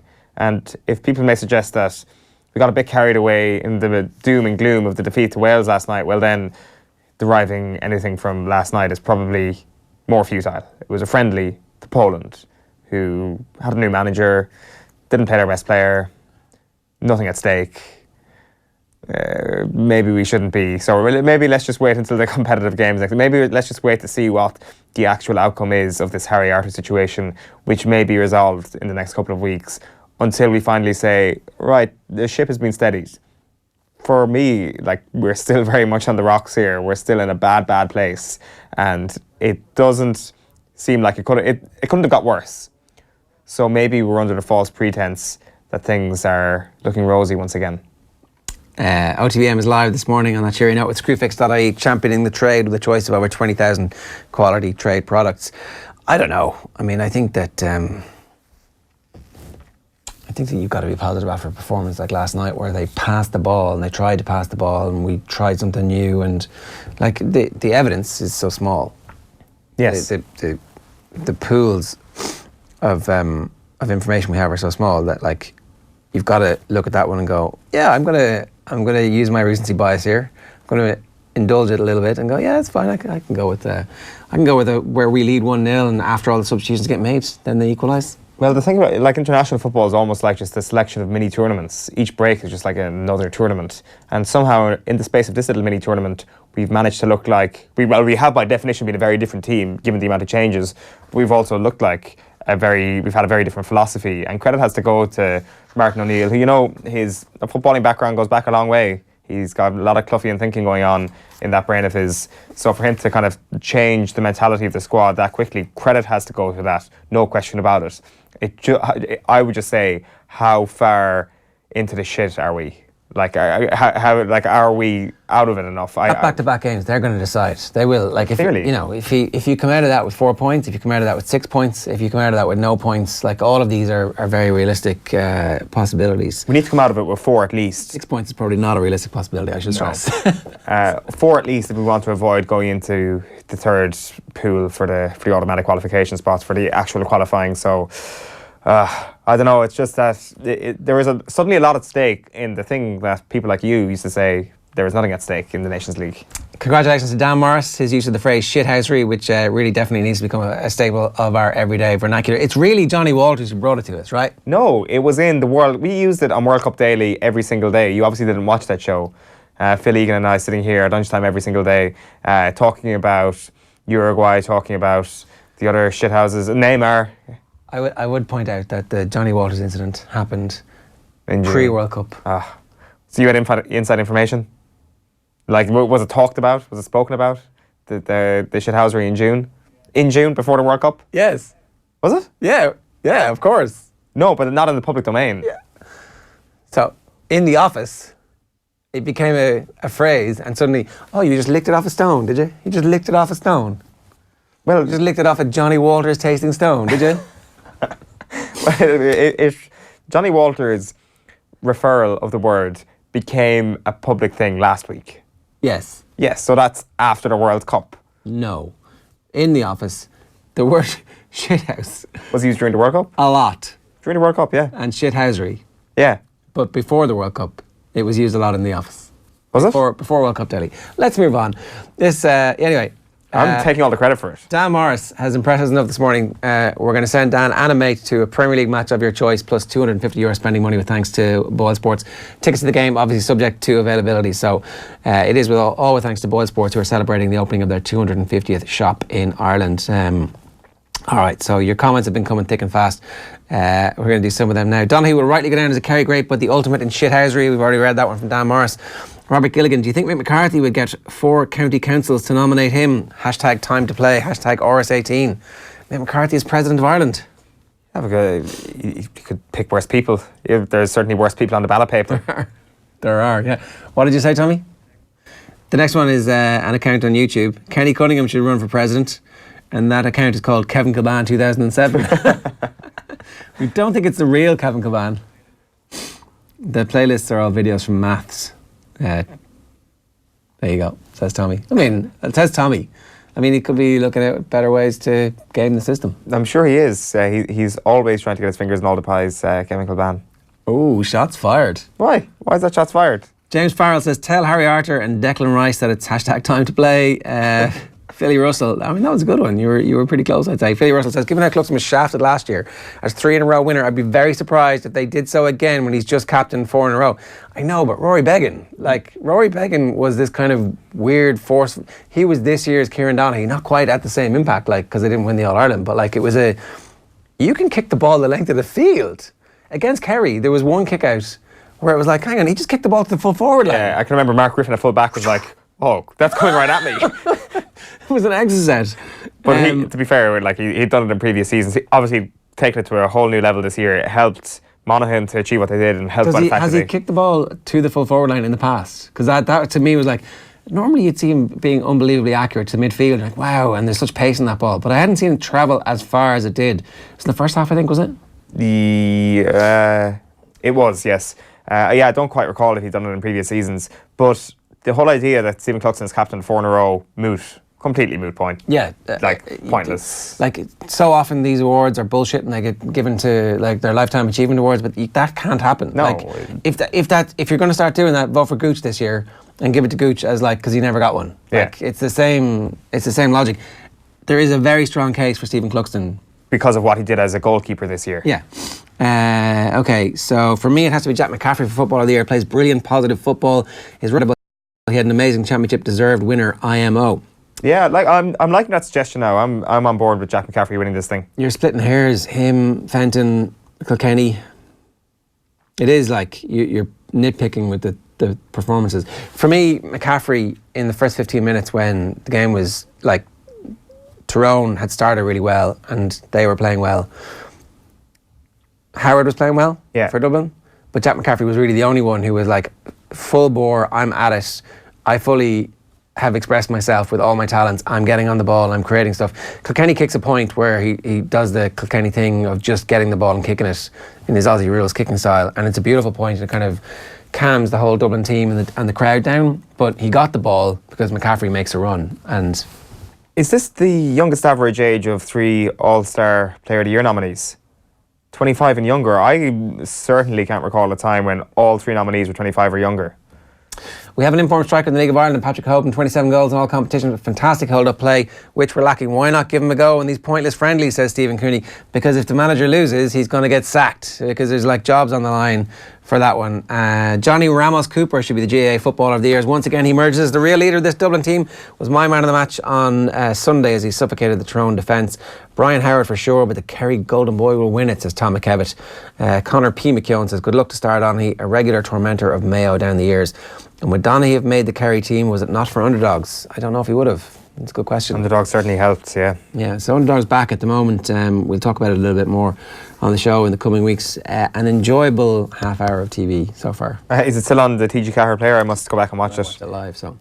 In fairness, I was actually flicking over after the Wales game. I was like, am I going to watch the analysis here? Or am I just going to watch underdogs and go, yeah, this is, oh look, we had a sunny summer. And is it proper X Factor style? Yeah, judges at the table? There's like heartbreaking stories of personal tragedy to try and then they're like, it's all right, I like your hustle, boy, but I got to cut you. And there's no like Nadine Coyle moment or anything? No, not so far. There might be though. That would be hilarious. There's a lot of people just wearing the tank tops, you know, the floppy tank tops to like just make sure that you've got the full look at my gun show. Friends of the show who might be at that. Is there anybody wearing like Paul Galvin designed t-shirts? That would be a good idea, yeah. And go, oh, that person, I'd like the cut of that fella. So we're going to end the show with part 3 of our chat today with Michael Calvin. This has just been a fascinating conversation with somebody who fully understands all the nuances of the football industry and somebody who's not enthralled to the Premier League or agents or the money in the game. It's like he's got a proper jaundiced view of things. Yeah, and it helps. I would say he had that before writing this book. I would say he's kind of more deeply ingrained in that mindset now after some of the people he spoke to in the book, some of the people who've kind of suffered some of the worst things you can suffer in football, and some of the people as well, counter to that point, who are kind of going to bring this sport into the future, despite the fact that it's already quite a futuristic thing. Here he is talking about the evolution of racism in football.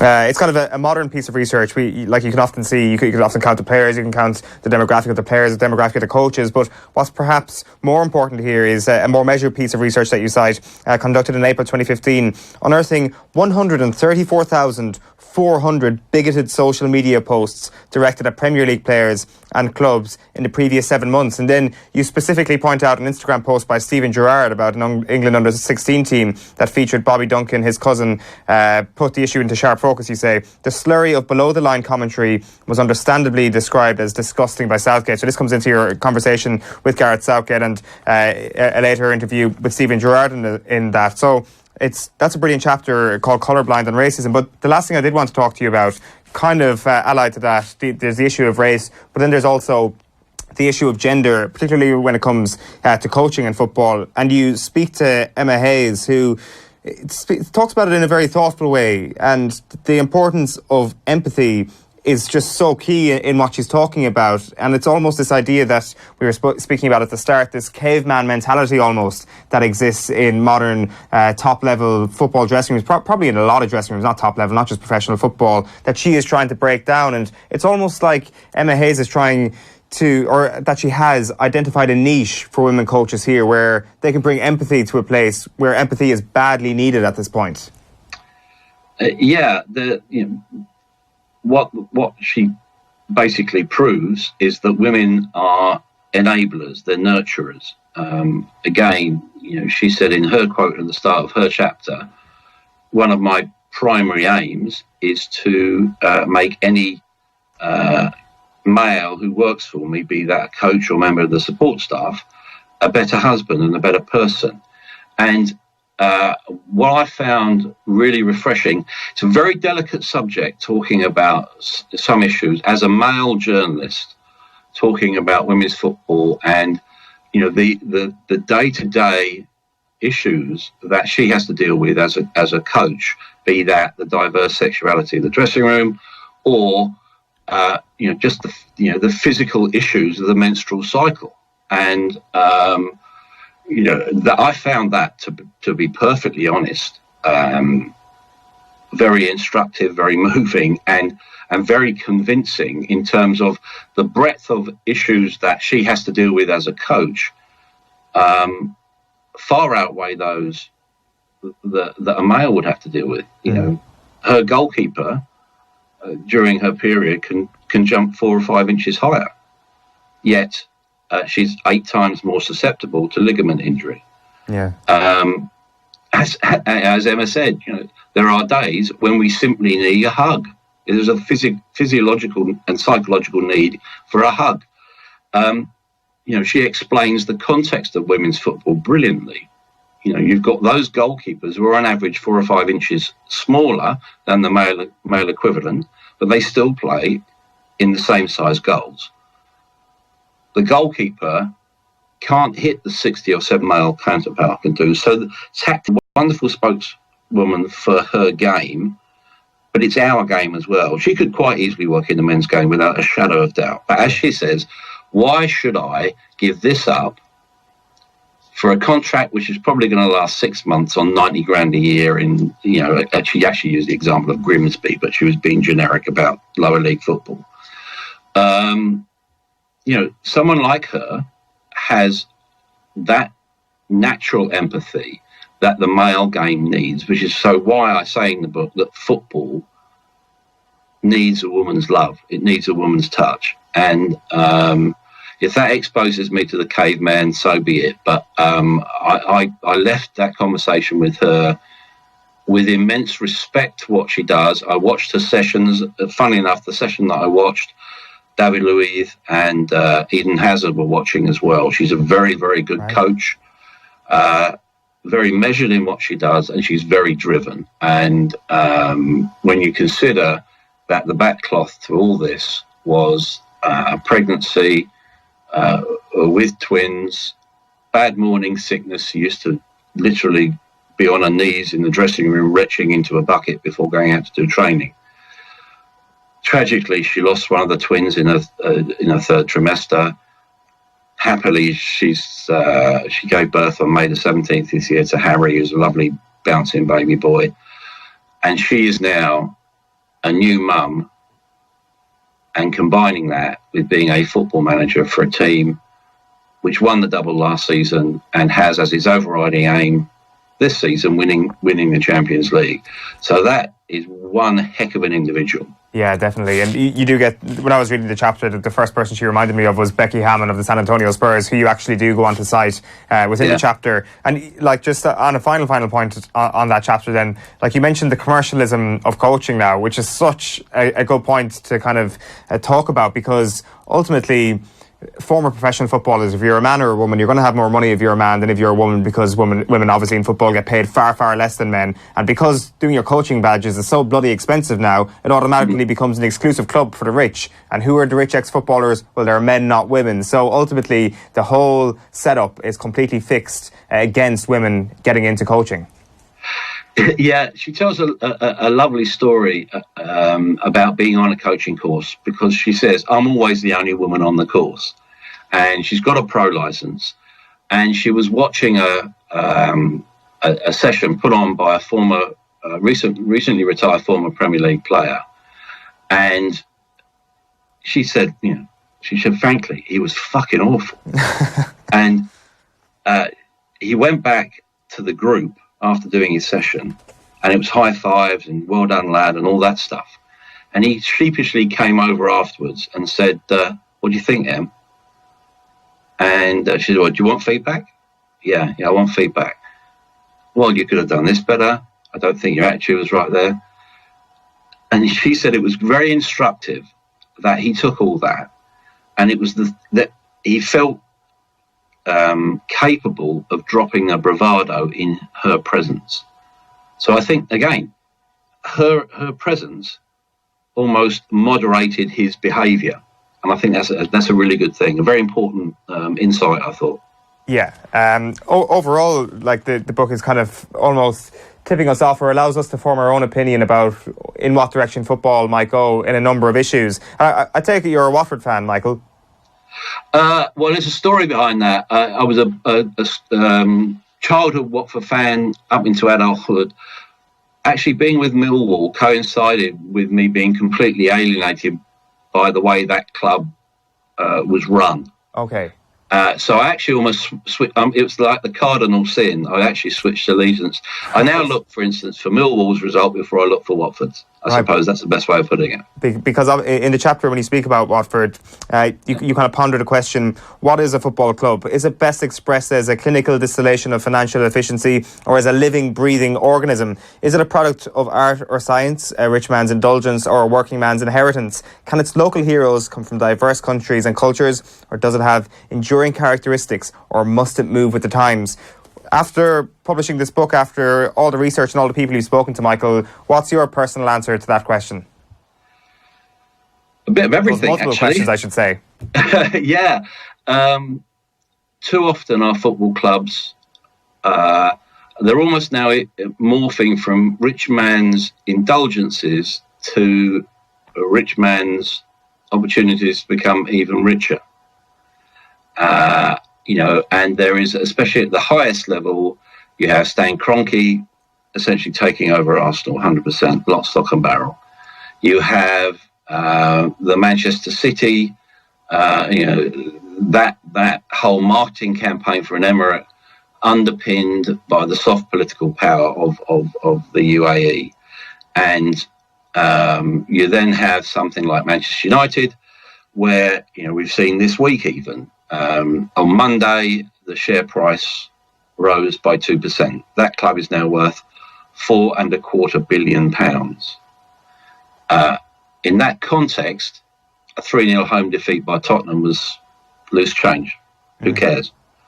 I think the money that is being made now will get even more what I call desiccated capitalists coming into football, because they see the opportunity to make huge long-term profits. So in the way that if Abramovich sold Chelsea, which I know they're denying, but there have been constant rumours over the last 6 months that he was looking to get out.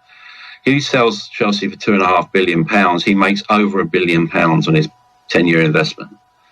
They're the sort of numbers that will attract the wrong people to football. And I think ultimately we're getting to the stage where I think, to quote Fleetwood Mac, they can go their own way. The top six, I think there will be some pan-global league of some sort or competition of some sort instituted maybe in 5 to 10 years. I spent some time at Barcelona for the book with Pep Segura, who is, essentially the most powerful man in the club apart from the president. As he said, look, what's the logic financially of us playing a Champions League game on a Wednesday or a Tuesday when actually everyone wants it on a Saturday? And Real Madrid are like-minded. It'll be more money for them by doing some form of weekend competition. I can see the biggest clubs, in a season maybe playing 10 matches at their traditional home and playing another 10 matches all around the world. So fine, let them go. I can see the Premier League being some sort of two-tier competition, but I also think there will be a small but significant move towards almost like reaffirmation of why we all got involved in the game and loved the game as kids. That sort of intimate connection you can have with a smaller team. In the book, I use Accrington Stanley as the example of that, where this is the smallest club in the Football League. It was promoted from League Two last season on the smallest budget, but it had an owner who was almost an accidental owner. They were going to go bankrupt, and they had a 15-man board who came to him and said, please take the club over. You're a local guy, to use his phrase, I've earned a few quid doing plastic boxes. But he saw that football club as the link between the sort of glue in that community of Accrington. Accrington's a small town, 35,000 people. Accrington Stanley get 2,000 or 3,000 through the gate max, but 10,000 people in that town are touched by the football club through community programs and, for autistic kids or long-term unemployed. And Andy Holt, wanted to maintain that link between a small football club and its community. He was rewarded the night they got promotion. Was almost karmic, really, where the striker who had Billy Key, who had pretty severe mental health issues, scored the goals that got them up. And at the end of that, it was about 5 minutes after the game, the place was going nuts. It was carnage. They were jumping around all over the place. And Andy Holt was sitting with his best friend at the back of the stand at Accrington Stadium, which is quite small and shallow, about maybe 8-10 seats deep. And a guy came through the crowd, and I paint a picture in the book of this guy's maybe early 40s, and he gets through the crowd to Andy where he's sitting and just says, "Look, Andy, thank you." And he just dissolves into tears. And he's then embarrassed by his own emotion, and he sort of melts away, into the crowd. And I thought that sums football up for you, doesn't it? The pure joy, the childish joy you can get from the game still, despite everything else. And I wouldn't want people to think this is a depressing or downbeat book. It addresses issues that need to be addressed, but I hope it shows signs of life that are still there and hopefully can be replenished as time goes on. Yeah, definitely. It's a book with plenty food for thought. You should get it on your list right now if you're interested in football, if you're interested in good literature in general. It's called State of Play, Under the Skin of the Modern Game. Michael, congratulations. It's brilliant, and thanks a million for being so generous with your time. That's a pleasure, mate. No problem. OTB AM. Thanks to Screwfix.ie, championing the trade with a choice of over 20,000 quality trade products.